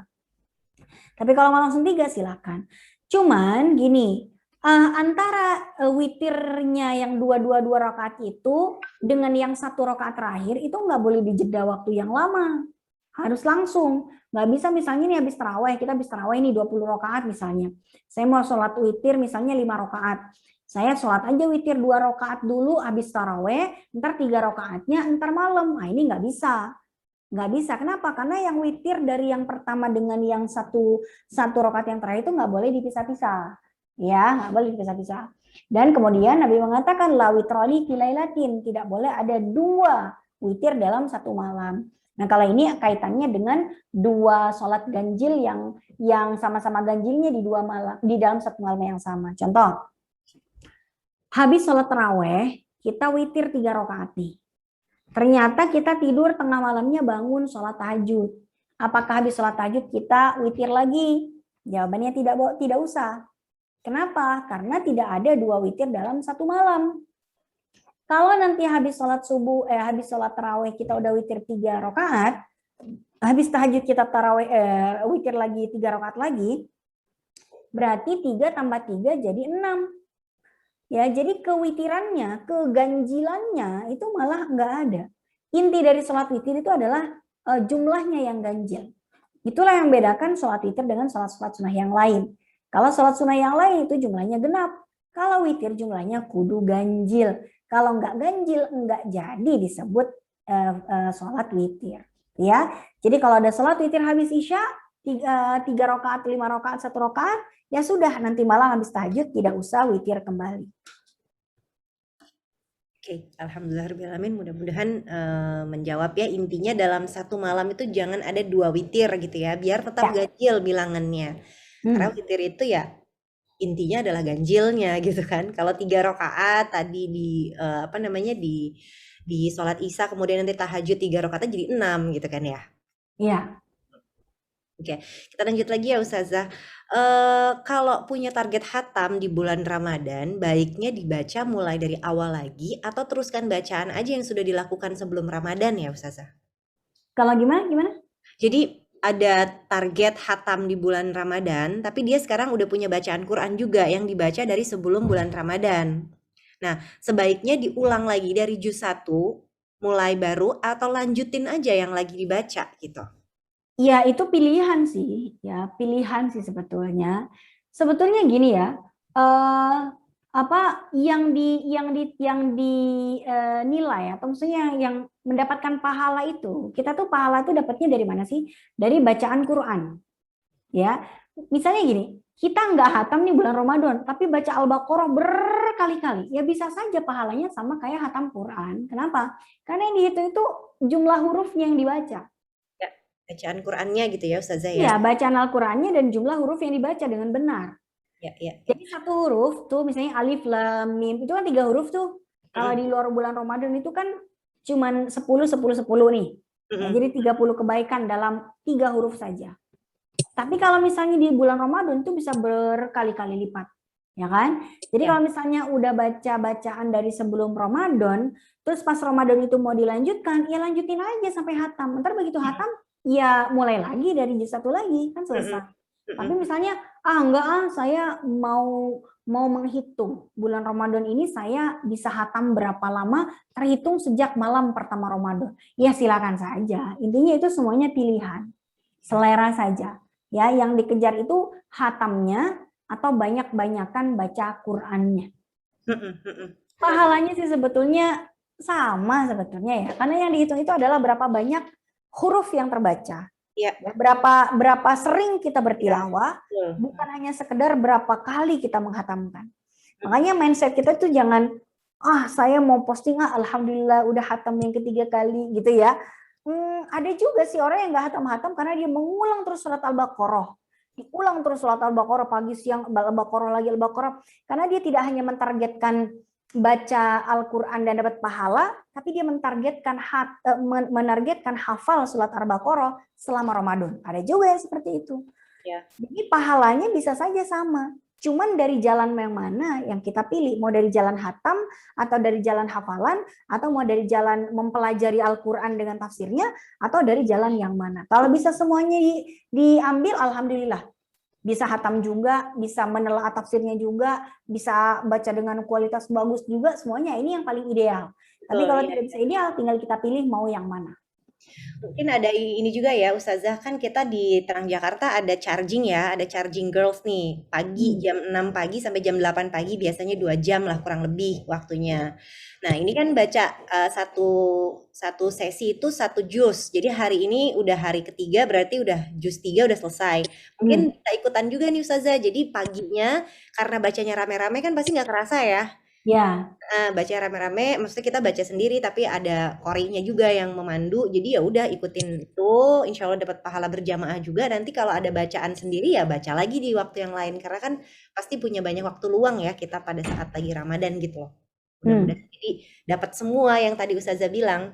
Paginya bisa hataman bareng, ya maksudnya bisa 1 juz gitu bareng-bareng. Terus nanti di waktu-waktu yang lain, di siang atau sore itu lanjutin bacaan kita yang udah dibaca dari sebelum Ramadan juga oke-oke aja gitu kan ya. Jadi baca terus lah intinya. Ya intinya jangan tidur gitu, dibanyakin tilawah. Jangan sampai kita gini, ngapain sih capek-capek tilawah, tidur juga ibadah. Akhirnya dia tidur aja gitu. Yang teman-temannya tilawah nggak diikutin. Nah ini yang keliru. Makanya tadi mindsetnya kita rubah. Bukan banyak-banyakan tidur, tapi banyak-banyakin aktivitas yang mendatangkan pahala. Karena tidur itu kan hukumnya mubah-mubah saja, silakan-silakan aja gitu ya. Tapi ya bukan mendatangkan pahala khusus gitu, enggak. Jadi jangan merasa yang banyak tidur pahalanya sama yang banyak tilawah, ya enggak lah gitu ya. Pasti beda. Men sana in corpore sano, yang satu ke sono pahalanya, yang satu lagi ke sana gitu ya, beda. Masya Allah. Ya intinya jangan banyak tidur, pokoknya baca Quran lebih sering, lebih bagus gitu. Ya kalau capek mulutnya baca ya daripada mulutnya bertilawah terus ya mungkin baca buku ya kan, atau ngetik atau apa, carilah yang bermanfaat, jangan tidur mulu gitulah kira-kira ya. Nah ini lanjut lagi ya Ustazah, agak lucu juga ya pertanyaannya, Masya Allah. Terkait dengan doa-doa tadi, kalau saya zikir pagi petang ya maksudnya, zikir pagi petang menggunakan Almat Surat Imam Hasan Al-Banna itu gimana Ustazah? Karena ada yang berkomentar, sedangkan saya harus mengganti gitu. Jadi ada yang berkomentar ini dan itu, sehingga apakah saya perlu menggantinya dengan zikir pagi petang yang lain gitu? Gimana pertanyaannya? Saya nggak paham. Ya jadi zikir pagi petangnya biasanya menggunakan Almat Surat Imam Hasan Al-Banna. Yang biasa dibaca. Ya. Kemudian ada yang berkomentar gitu, jangan pakai yang itu gitu kali ya. Jangan pakai yang itu, pakai yang lain aja. Apakah saya perlu ganti gitu? Oh, ini di luar tema ya? Iya, pertanyaan seputar zikir pagi petang. Ya, jadi ini bukan bicara witir ya, ini bicara zikir berarti ya. Zikir, iya. Iya. Tinggal dikomparasikan zikir pagi petang ala Hasan Al-Banna itu yang seperti apa, sedangkan zikir yang lain yang dimaksud itu yang seperti apa, dikomparasikan. Ya, zikir itu kan banyak. Beda yang nyusun, ya beda susunannya gitu. Selagi bacaannya itu bacaan yang tidak dilarang, mau disusun seperti apa silakan. Misalnya di zikir tersebut ada doa-doanya, ada ayat kursinya, ada kulhu kuliahnya, ada doa ini dan itu, ya silakan, nggak ada masalah. Kenapa terus dipermasalahkan? Kecuali kalau misalnya nih di dalamnya ada anjuran mendoakan orang yang buruk-buruk gitu ya, ada anjuran ini dan itu, ada yang membahayakan segala macam, ya silakan. Tapi kalau misalnya tidak ada, kenapa harus diganti? Jadi si mbaknya tadi yang disuruh beralih ke zikir yang lain, tolong ditanyain alasannya apa dan kenapa, gitu ya. Kira-kira seperti itu. Tapi ini out of topic sih sebetulnya. Ya. Ya, Ustazah, lebih baik itu kan wanita lebih utama maksudnya sholatnya di rumah. Tapi kalau terawih dan subuhnya selalu di masjid, gimana Ustazah? Wanita itu kan memang mau di rumah mau di masjid sama aja ya. Artinya wanita apalagi ya di dalam pendapat madzhab Syafi'i ini, wanita yang masih muda yang masih bisa menarik perhatian laki-laki ini kan memang sebaiknya di rumah, gitu ya. Itu memang sebaiknya di rumah. Tapi kalau misalnya ada yang masih muda yang masih cantik apa segala macam, dia kalau di rumah suka enggak khusyuk karena mikirin ini mikirin itu, mikirin jemuran, mikirin apa, saya kalau di masjid lebih khusyuk, ya silakan sholat di masjid. Intinya seorang wanita mau sholat di rumah atau di masjid, ya silakan saja, silakan cari yang lebih maslahat yang mana, kan gitu ya. Tapi kalau misalnya kita milihnya sholatnya di rumah, apakah derajatnya itu jadi lebih rendah daripada kalau kita sujud di masjid? Enggak juga. Dimanapun kita sujud, ya sama saja buat perempuan, kecuali yang berbeda kalau itu dilakukan di Masjidil Haram, di Masjid Nabawi, di Masjidil Aqsa, barulah jadi berbeda derajat pahalanya. Tapi kalau buat perempuan, mau sholat di masjid dekat rumah ataupun di dalam rumah, sama saja derajat pahalanya. Tinggal kita mau milih, mau lebih khusyuk di mana, gitu aja. Ya. Kecuali kalau buat laki-laki. Kalau buat laki-laki itu ada bedanya. Dia sujud di rumah sama sujud di masjid. Gedean di masjid. Tapi buat perempuan, mau di masjid, mau di rumah, sama aja. Kecuali di 3 masjid yang tadi saya sudah sebutkan. Ustazah, apakah benar atau tidak boleh puasa, Ustazah, apakah benar tidak boleh puasa Syawal sebelum lunas puasa Qadha? Jadi gini, ini khilafiyah ya. Kalau memang kita melihat dari pandangan mazhab Hambali, memang pertanyaan tersebut ada benarnya. Dalam mazhab Hambali itu dikatakan tidak boleh puasa sunnah kalau belum berpuasa yang sifatnya wajib. Karena tidak boleh kita mendahulukan yang sunnah dibanding yang wajib. Istilahnya gini, kita punya utang, punya duit sini, punya duit nih. Tapi mendahulukan bayar utang apa mendahulukan sedekah? Mendingan ngeduluin utang aja, baru sedekah. Yang wajib dulu, baru yang sunnah. Katanya gitu kan dalam mazhab Hambali. Tapi di dalam mazhab yang lain, selain mazhab Hambali, malah jumhur ulama mayoritas, Hanafi, Maliki, Syafi'i, mereka ini semuanya tidak ada yang melarang. Boleh puasa Syawal dulu, baru kemudian mengqadha puasa Ramadannya.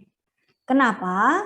Alasan yang pertama, bahwa puasa Syawal itu waktunya sangat amat terbatas sekali, hanya di dalam 1 bulan Syawal saja. Sementara wanita itu ada yang dapat haid, ada yang qadhanya itu lama. Bayangkan kalau dia punya utang 10 hari, disuruh qadha 10 hari, terus dia haid, terus dia puasa Syawal, bisa-bisa nggak dapat puasa Syawalnya karena waktunya sangat terbatas. Sementara qadha puasa itu waktunya itu al-wujubu 'ala tarahi, kewajiban yang bisa ditunda sampai beberapa bulan ke depan. Ada 9 bulan di mana kita bisa mengqadha dan mencicil puasa qadha kita. Ya, yaitu dari mulai tanggal 2 Syawal sampai akhir Sya'ban sebelum ketemu Ramadan berikutnya. Betapa panjang waktu untuk kita mengqadha puasa kita. Makanya tetap boleh puasa Syawal dulu baru mengqadha puasa kita. Tuh ya. Nah, kalau misalnya mau yang paling ideal, memang kalau bisa qadha dulu baru puasa Syawal itu yang sempurna. Tapi kalau secara hitung-hitungan matematika kita dengan mempertimbangkan haid dan banyaknya hutang puasa, ternyata ini nggak mungkin bisa kita puasa Syawal, ya udah puasa Syawal aja dulu baru qadha. Toh mayoritas ulama membolehkan hal tersebut. Itu kira-kira. Oke, alhamdulillah. Lanjut lagi ya Ustazah. Ini azan asar nggak apa ya kita sampai 15.30 ya Ustazah? Ya, Ya, kita lanjut dulu ya.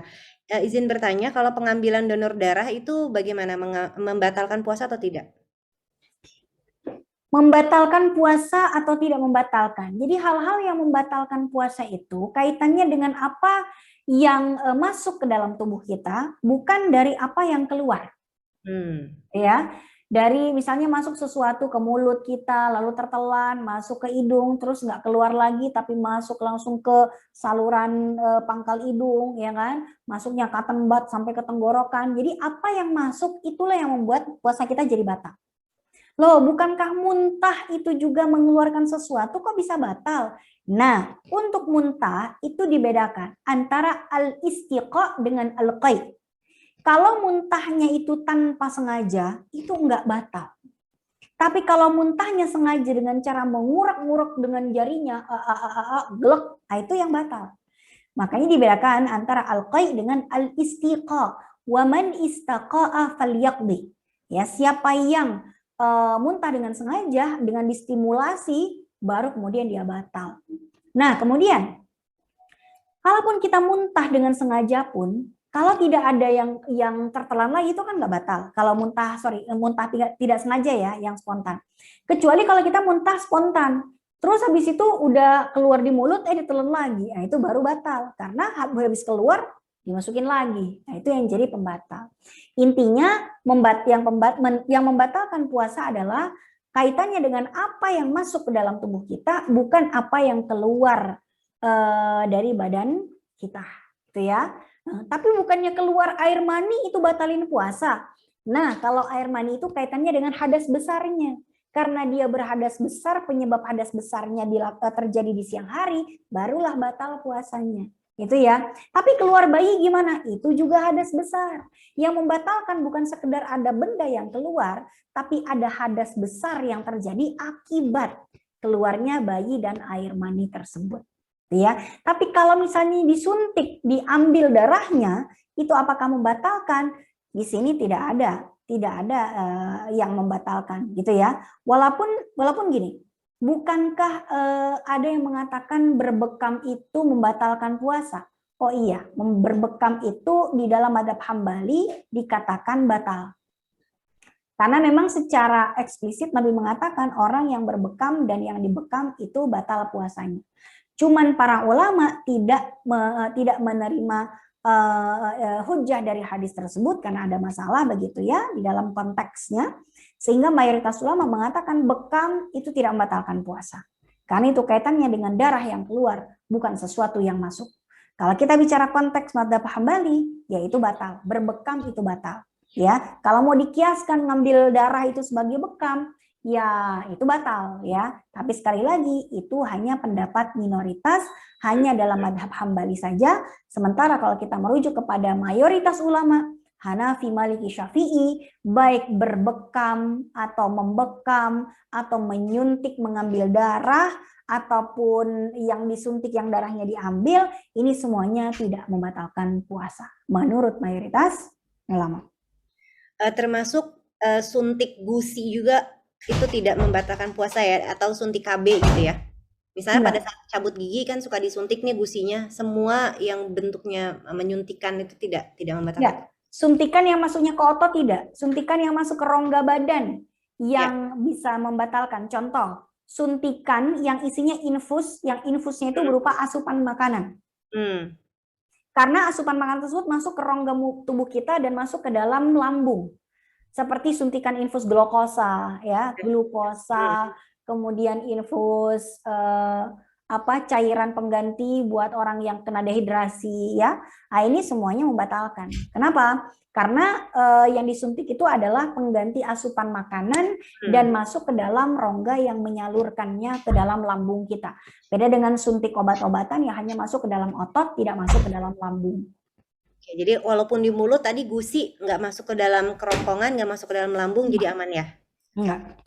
Makanya kadang ada yang nanya juga, cabut gigi batalin puasa enggak? Ya kalau giginya kalau giginya dicabut terus ditelan ya batal. Atau kumur-kumurnya ketelen ya, kan kadang-kadang habis cabut gigi kita Ya, suka kumur-kumur tuh, kumur-kumur ya, airnya ditelan dikit ya, ya, batal. ya. Batalnya bukan karena Kumur-kumurnya, cabut gigi, tapi gara-gara minum.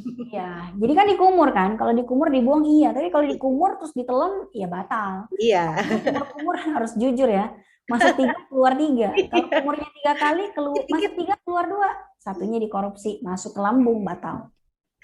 Iya. Oke, kita lanjut lagi Ustazah. Sedikit lagi pertanyaannya. Apakah ada batasan waktu untuk membayar kodok? Jadi misalnya H-1 sebelum Ramadan masih boleh nggak bayar puasa? Masih boleh kalau memang itu waktu timing satu-satunya. Tapi ya, iya masa mepet bener ya Allah, mepetnya itu ya.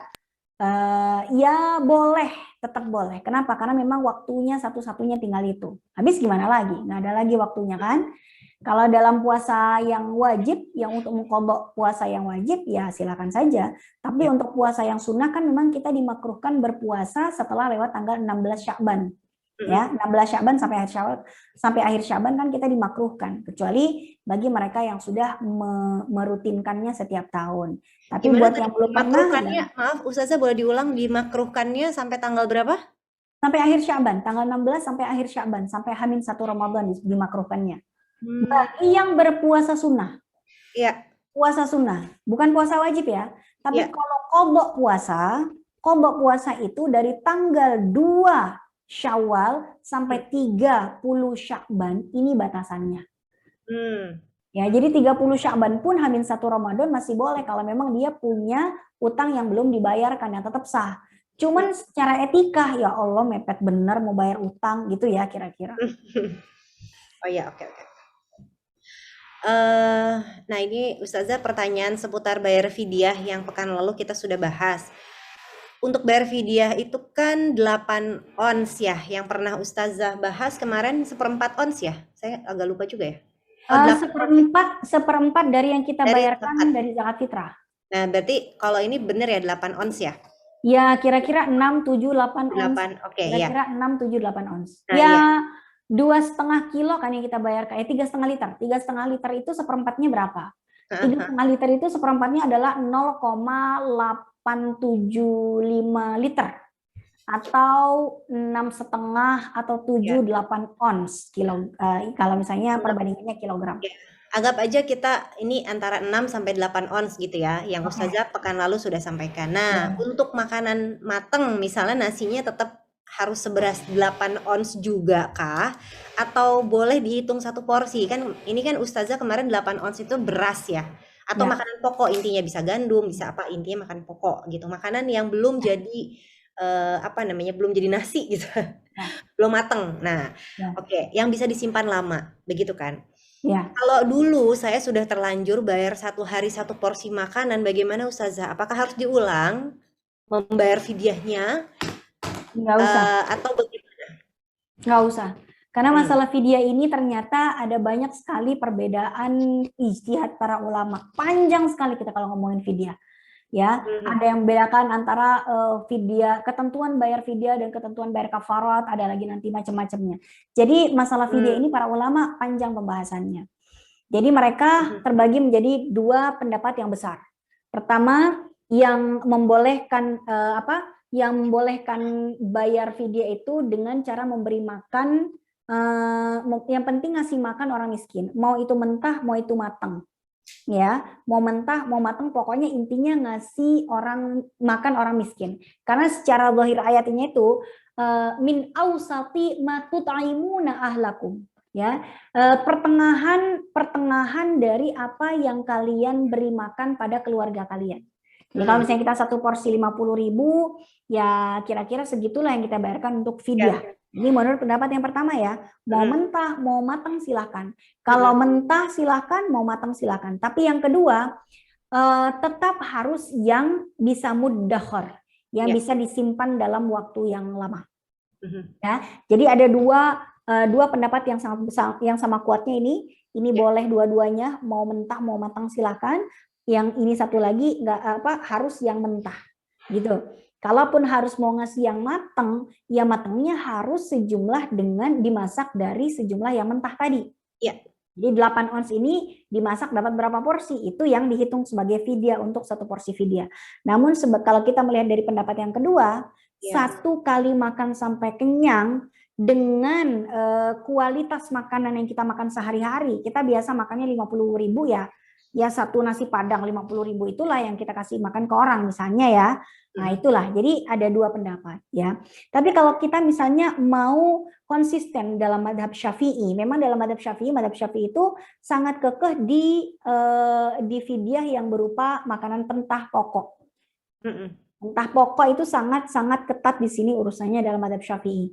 Ya, walaupun sekali lagi kita tidak mengingkari pendapat-pendapat yang lain yang membolehkan sekali makan satu porsi sampai kenyang selagi porsinya dan kualitas makanannya itu sama sekelas dengan yang kita makan sehari-hari.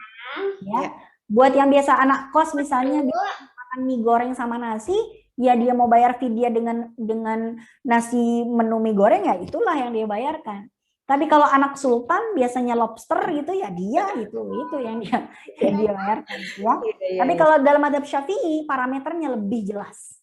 Karena parameternya bukan kualitas makanan kita. Jelas parameternya ya beras udah. Gitu satu mut selesai. Ya oke. Nah ini Ustazah pertanyaan seputar zakatnya mungkin ada 2 pertanyaan terakhir lagi nih. Salah satunya jika setiap gajian sudah mengeluarkan 2,5%, apakah tetap harus membayar zakat mal jika harta selama 1 tahun sudah masuk nisab? Oke. Jadi gini, kalau misalnya dia itu membayar zakat profesi ya berarti yang tiap bulan itu ya. Bayar zakat profesi tiap bulan. Tapi ternyata tabungannya jauh lebih banyak. Kan jenis-jenis zakat itu banyak. Ada zakat profesi, ada zakat tabungan, dan lain sebagainya. Ya kalau dia udah bayar zakat profesi, ternyata dia punya harta yang lain yang ternyata tabungannya masih banyak banget. Ternyata di tabungannya setiap bulan dia berhasil menabung 10 juta per bulan. Sehingga dalam 1 tahun dia terkumpul 120 juta. Dan 120 juta ini adalah tabungannya. Ya berarti zakat tabungan kena lagi nanti. Itu ya. Zakat tabungan kena, kalau yang zakat profesi kan diasumsikannya kayak kiasnya zakat pertanian. Ya, tapi kalau zakat tabungan itu dikiaskannya ke zakat emas. Jadi masing-masing kena pos berbeda. Gitu. Nah, tapi gini, kalau misalnya dia punya emas sama punya uang, dia punya deposito nih 100 juta, tapi juga punya emas 85 gram. Ya berarti dia kena 2 zakatnya, zakat emas sama zakat uang. Karena masing-masing kantong zakat gitu ya, masing-masing keranjang harta itu ada zakatnya tersendiri. Ya, jadi zakat profesi, zakat tabungan ya zakat tabungan kalau memang ada tabungan yang dia simpan, dia miliki selama 1 tahun dan ternyata 1 tahunnya itu misalnya ya 1 tahun dia berhasil mengumpulkan 120 juta. Tapi kan baru 1 tahun. Kalau tahun depan ya dia harus bayar. Ya, contoh saya kasih contoh. Tahun 2020 dia bayar zakat profesi tiap bulan dari Januari sampai Desember. Di tahun yang sama, selama 1 tahun itu dia berhasil menabung gitu di deposito lah, anggaplah pokoknya nabung 10 juta per bulan. Dan di akhir tahun di bulan Desember 2020 terkumpullah 120 juta. Ya. Nah, dia tembus zakat sejak uangnya itu masuk ke dalam tabungannya sejumlah atau senilai 85 gram emas. Anggaplah emas sekarang 1 juta, anggaplah. Jadi begitu uang tabungannya itu tembus nisab ke 85 juta, berarti di bulan ke-9 ya. Di bulan ke-9 dia terkumpul uangnya 90 juta nih. Maka dia wajib zakat uang tabungan kapan? Di bulan 9 tahun depannya. Ya, di bulan 9 tahun depannya. Jadi di 2021 bulan 9. Apakah uangnya masih 90 juta lebih atau tidak? Kalau uangnya masih 90 juta atau lebih, maka wajib dipotong zakat 2,5%. Gitu ya kira-kira. Jadi ada zakat profesi dengan segala ketentuannya, ada zakat uang dan tabungan, dengan segala ketentuannya, ada zakat emas dengan segala ketentuannya dan lain sebagainya. Masing-masing ada cornernya dan aturannya yang berbeda-beda. Oke, nanti insya Allah kita bahas lagi di pembahasan di materi zakat gitu kali ya. Ya, boleh. Karena kan pasti ada pembahasan tersendiri lagi. Nah ini Pokoknya kalau duitnya banyak, bingung deh bayar zakatnya. Makanya gajinya dihabisin aja, jadi nggak pusing sama zakat. Betul, ya. Pokoknya sering-sering sedekah aja, lama-lama habis kan. Antar ada lagi, keluarin lagi, ada lagi, keluarin lagi, gitu kan. Masya Allah. Oke, ya Ustazah, nanti ini ada satu pertanyaan terakhir, ini sangat nyambung, sangat pertanyaan yang sangat sesuai dengan judul, mitos atau fakta, karena pertanyaannya juga unik sekali.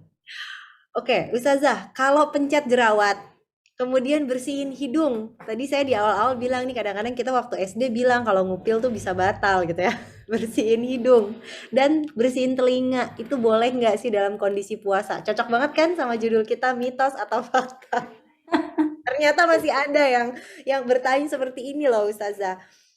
Coba gimana? Ya Allah, hidungnya gatal banget tuh ya, nggak diupilin, Masya Allah. Jadi tadi kita sudah sampaikan pembatal puasa itu adalah masuknya sesuatu ke dalam tubuh kita lewat saluran yang terbuka, yang sampai masuk ke dalam rongga atau dalam bahasa Arabnya jauf. Masuk sesuatu ke dalam hidung itu bisa menjadi batal. Kalau sesuatu itu yang masuk itu sampai ke pangkal hidung sini nih. Jadi kalau tangan masuk ke hidung buat ngupil, itu nggak sampai ke pangkal hidung, hanya berputar-putar di dalam lubangnya saja. Jadi tidak batal. Begitu juga berkumur-kumur, masukin air ke dalam mulut, itu apakah batal? Tidak, selama airnya itu tidak sampai ke rongganya, ke batasan rongga dalam tubuh atau jauf. Batasan jaufnya mulut itu adalah hulqum atau tenggorokan. Jadi kalau air hanya berputar-putar di dalam mulut lalu dikeluarkan lagi, itu tidak batal. Tapi kalau dimasukkan lewat mulut lalu tembus ke dalam rongga yaitu tenggorokan, itu yang jadi batal. Begitu juga kuping. Kalau kemasukan air lalu kemudian airnya itu tidak sampai ke dalam lambung, itu tidak masalah. Dan ternyata penelitian terbaru dari telinga tidak ada manfad, tidak ada saluran tertentu yang bisa menyampaikan air ke dalam lambung. Jadi tidak ada masalah. Tapi kalau masuk ke dalam kuping dimasukin banget gitu ya. Kan ada orang tuh melakukan pemeriksaan telinga ya. Pemeriksaan telinga ke dokter THT. Anak saya tuh kalau kupingnya gatal biasanya saya bawa ke THT, dimasukin kayak sesuatu ke dalam kupingnya gitu, kayak kamera gitu ya, masuk banget ke dalam gitu. Nah, itu bisa batal karena masuknya sampai ke dalam banget. Tapi kalau hanya seputar-putar di bagian tempatnya kotoran kuping, nah ini tidak termasuk dalam yang membatalkan puasa karena tidak masuk ke dalam rongga dalam yang ada di dalam telinga kita. Oke, ya. Oke, alhamdulillah nih Ustazah. Oh ya, sama satu lagi Ustazah. Pekan lalu ada satu pertanyaan yang mungkin bisa dibahas juga di sini. Kalau tetes mata, jadi ada salah satu peserta yang katarak. Ini harus terus-terusan dikasih tetes mata. Kalau tetes mata itu kan suka kerasa ya sampai ke rongga itu ya. Tetesan matanya itu loh. Kayak pahit gitu kan di tenggorokan. Berarti kan masuk ya ke dalam tenggorokan. Ini gimana Ustazah? Mata tidak masuk dalam daftar manfad maftuh. Mata itu tidak masuk dalam kategori manfadun maftuhun, saluran yang terbuka. Jadi yang termasuk saluran yang terbuka itu 2 telinga, 2 lubang hidung, 2 lubang kemaluan, dan mulut. Udah 7 doang. Mata tidak masuk dalam kategori saluran yang terbuka. Sehingga jika ada sesuatu yang masuk ke dalam mata, maka tidak masuk dalam sesuatu yang membatalkan sebagaimana suntikan lewat injeksi. Jadi tetes mata hukumnya sama seperti nyuntik gitu ya, karena sama-sama tidak masuk melewati rongga, tidak melewati saluran yang terbuka. Oke, alhamdulillahirrahmanirrahim Ustazah, sudah 15.34 juga, kita akan bersiap-siap sholat asar. Terima kasih banyak sekali lagi Ustazah atas ilmunya, Masya Allah luar biasa, banyak ilmu baru juga yang kita baru tahu, meluruskan apa yang selama ini kita dengar gitu ya, karena kalau nggak pakai ilmu ya seringkali denger katanya, nggak tahu kata siapa, pokoknya katanya. Habis itu kita percaya aja gitu. Ih nggak boleh tahu kan katanya, nggak boleh katanya. Itu sering banget ya. Terus kita ya aja lagi. Alhamdulillah dengan ilmu kita bisa jadi lebih bijaksana ya, memilih mana ibadah, yang mana bukan gitu kan. Jadi mudah-mudahan puasanya juga bisa lebih berkualitas. Jadi nggak lagi mengulang kesalahan-kesalahan yang sama, dan insya Allah malah bisa jauh menambah kualitas ibadah juga gitu ya. Alhamdulillahirrahmanirrahim. Jazakillah khair. Ustazah silahkan ditutup dengan doa. Ya, baik. Alhamdulillahirrabbilalamin.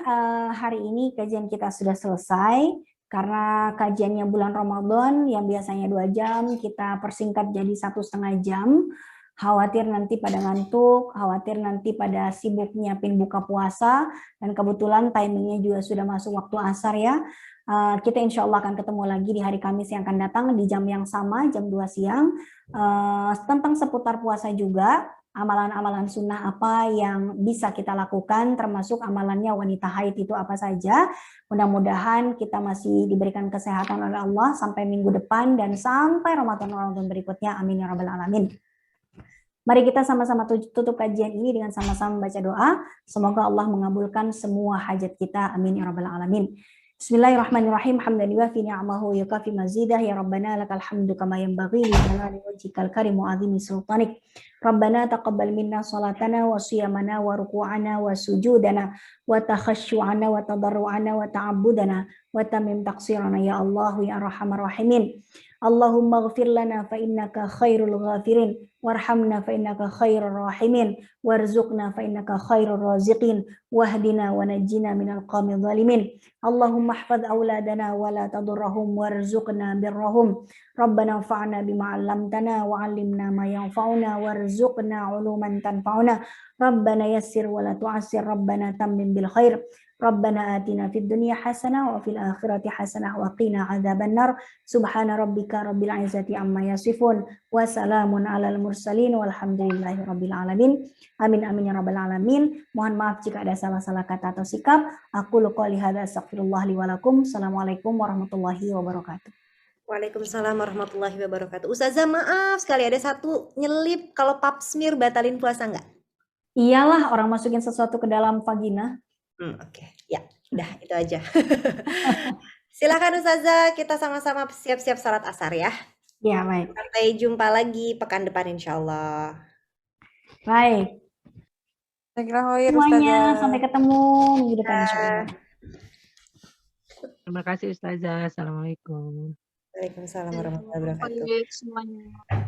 Nah ini tadi ada yang tanya juga kalau swab pernah dibahas berkali-kali sama Ustazah. Jadi kalau swab yang masuk ke dalam rongga hidung itu membatalkan ya, karena masuk ke dalam apa namanya lubang telinga yang pangkal gitu loh, sampai masuk ke apa sih kalau kita bahasanya, kalau di swab tuh udah kayak masuk ke otak gitu kan bahasanya gitulah ya, karena saking dalamnya apa namanya swab sih namanya, kapasnya gitu, kapasnya dicoloknya kan cukup dalam. Nah itu jadi kalau ke hidung atau ke tenggorokan itu membatalkan puasa. Tapi kalau rapid yang di ini ya, misalnya rapid test yang disuntikin ke badan, bukan suntikin, apa namanya, ngambil, kan ada juga tuh antigen.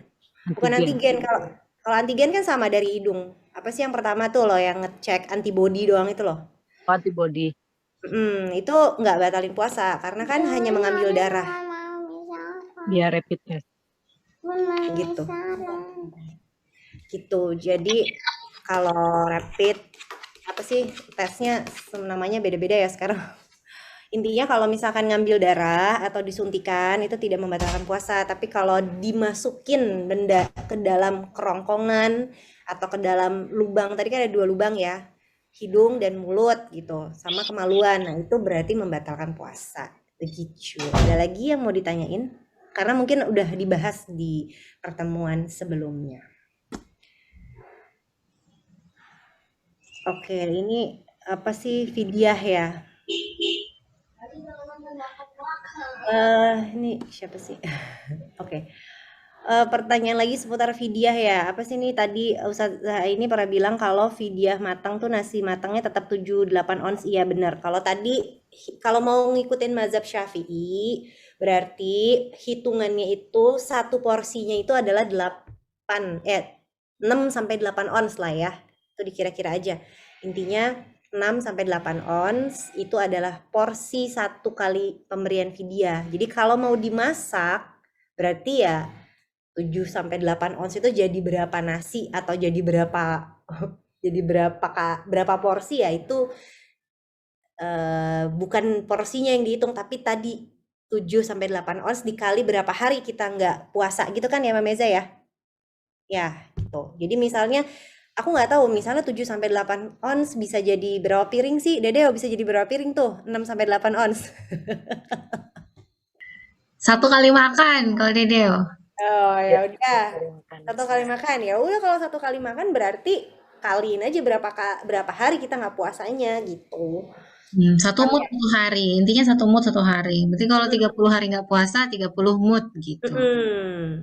Gitu. Udah paham ya? Jadi ya udah tuh 7 sampai 8 ons dikali 30 misalnya 30 hari. Udah gitu aja. Kalau mau mengikuti mazhab Syafi'i, tapi ada mazhab yang lain tadi karena pendapatnya sama-sama kuat. Jadi boleh aja kalau ada yang punya pendapat bayar fidyah itu ngitungnya dengan cara 1 kali porsi makan. Kita biasanya. Kita tuh siapa? Nah, itu yang beda-beda. Yang tadi kan ada anak kos sama anak sultan yang mungkin porsi makannya beda. Itu disesuaikan aja, harus jujur, jangan anak sultan bayarnya porsi anak kos gitu. Kalau anak kos mau bayar porsi anak sultan ya boleh-boleh aja, Masya Allah. Gitu ya. Bu Diana nanya, mood tuh apa? Mood itu setengah dari seperempat dari zakat fitrah. Jadi lihat di website MUI nih, berapa zakat fitrah tuh berapa ons gitu ya, berapa kilo, pokoknya ada takarannya kan. Berapa liter atau berapa kilo. Ya, Nah, gitu. itu nanti kalau zakat itu kan disebutnya so ya, so. Nah, kalau mud itu seperempatnya. Jadi seperempatnya dari zakat fitrah.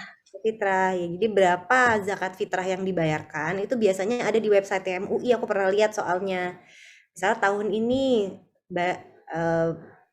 zakat fitrah yang harus dibayarkan sekian gitu, hitungannya ada standar hitungannya, udah dikaliin 1/4, seperempatnya itulah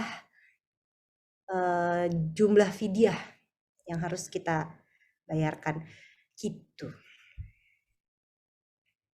Kalau ada yang ketinggalan bisa nonton lagi kajiannya di YouTube ya. Yang pekan lalu kan masih ada di YouTube. Jadi diulang-ulang lagi aja. Emang kadang-kadang kita udah tahu ilmunya, cuman karena udah lewat jadi lupa. Gak ada salahnya kita ulang-ulang lagi. Gitu ya teman-teman, terima kasih banyak atas kebersamaannya siang hari ini, siang sampai sore hari ini. Dan jangan lupa juga untuk memberikan infak terbaiknya melalui rekening dakwah Terang Jakarta. Silahkan transfer infak terbaik ke Bank Syariah Mandiri Terang Jakarta CQ PT Media Citra Muamalah, nomor rekeningnya 777-555-4481. Jangan lupa sertakan angka 7 di belakangnya, insya Allah berlipat ganda karena ini lagi Ramadan, kemudian juga teman-teman lagi puasa. Masya Allah, bisa diniatkan juga jadi sedekah Jumat nih setelah nanti lewat maghrib gitu mungkin ya, boleh juga. Masya Allah. Silakan Mama Meza, kita siap-siap salat asar. Ini ada yang baru gabung. Oh iya, untuk untuk materi hari ini juga bisa teman-teman nonton ulang nanti di YouTube-nya Terang Jakarta. Nanti akan kita upload ya ke YouTube Terang Jakarta. Di subscribe ya, biar nggak ketinggalan info-info, biar nggak ketinggalan karena kajian-kajian Terang Jakarta selama Ramadan ini banyak banget. Alhamdulillah ada Quran Life Skill yang menemani teman-teman pada saat sahur tuh ada juga bagus banget. Pembahasannya daripada kita nonton-nonton komedi-komedi yang mungkin kurang berfaedah, mendingan kita dengerin ilmu, bisa sambil di meja makan karena handphonenya bisa ditaruh di meja makan gitu kan. Nah itu jam 3.20 ya, pokoknya menemani teman-teman sahur itu. Jadi langsung di-update aja semua informasinya di Instagram Terang Jakarta dan jangan lupa di-subscribe akun YouTube-nya Terang Jakarta. Mami Eza kemana ya? Eza udah keluar. Oh baik, ya sudah kalau begitu. Terima kasih teman-teman. Kita tutup dengan surat Al-Asr dan doa kafaratul majlis. A'udzubillahi minasyaitonirrajim. Bismillahirrahmanirrahim. Wal 'asr innal insana lafi khusr. Illal ladzina amanu wa 'amilus solihati wa tawassaw bil haqqi wa tawassaw bis sabr. Dan kita tutup dengan doa kafaratul majlis. Subhanakallahumma wa bihamdika asyhadu an la ilaha illa anta astaghfiruka wa atubu ilaik. Terima kasih. Jazakumullah khairan. Sampai ketemu lagi pekan depan ya. Jangan lupa saling mendoakan. Assalamualaikum warahmatullahi wabarakatuh. Waalaikumsalam warahmatullahi Warahmatullahi Terima kasih wabarakatuh. Mbak wabarakatuh. Suryani. Terima kasih Mbak Dina. Ya, sama-sama. Selamat duluan ya Mbak. Izin. Iya, silakan.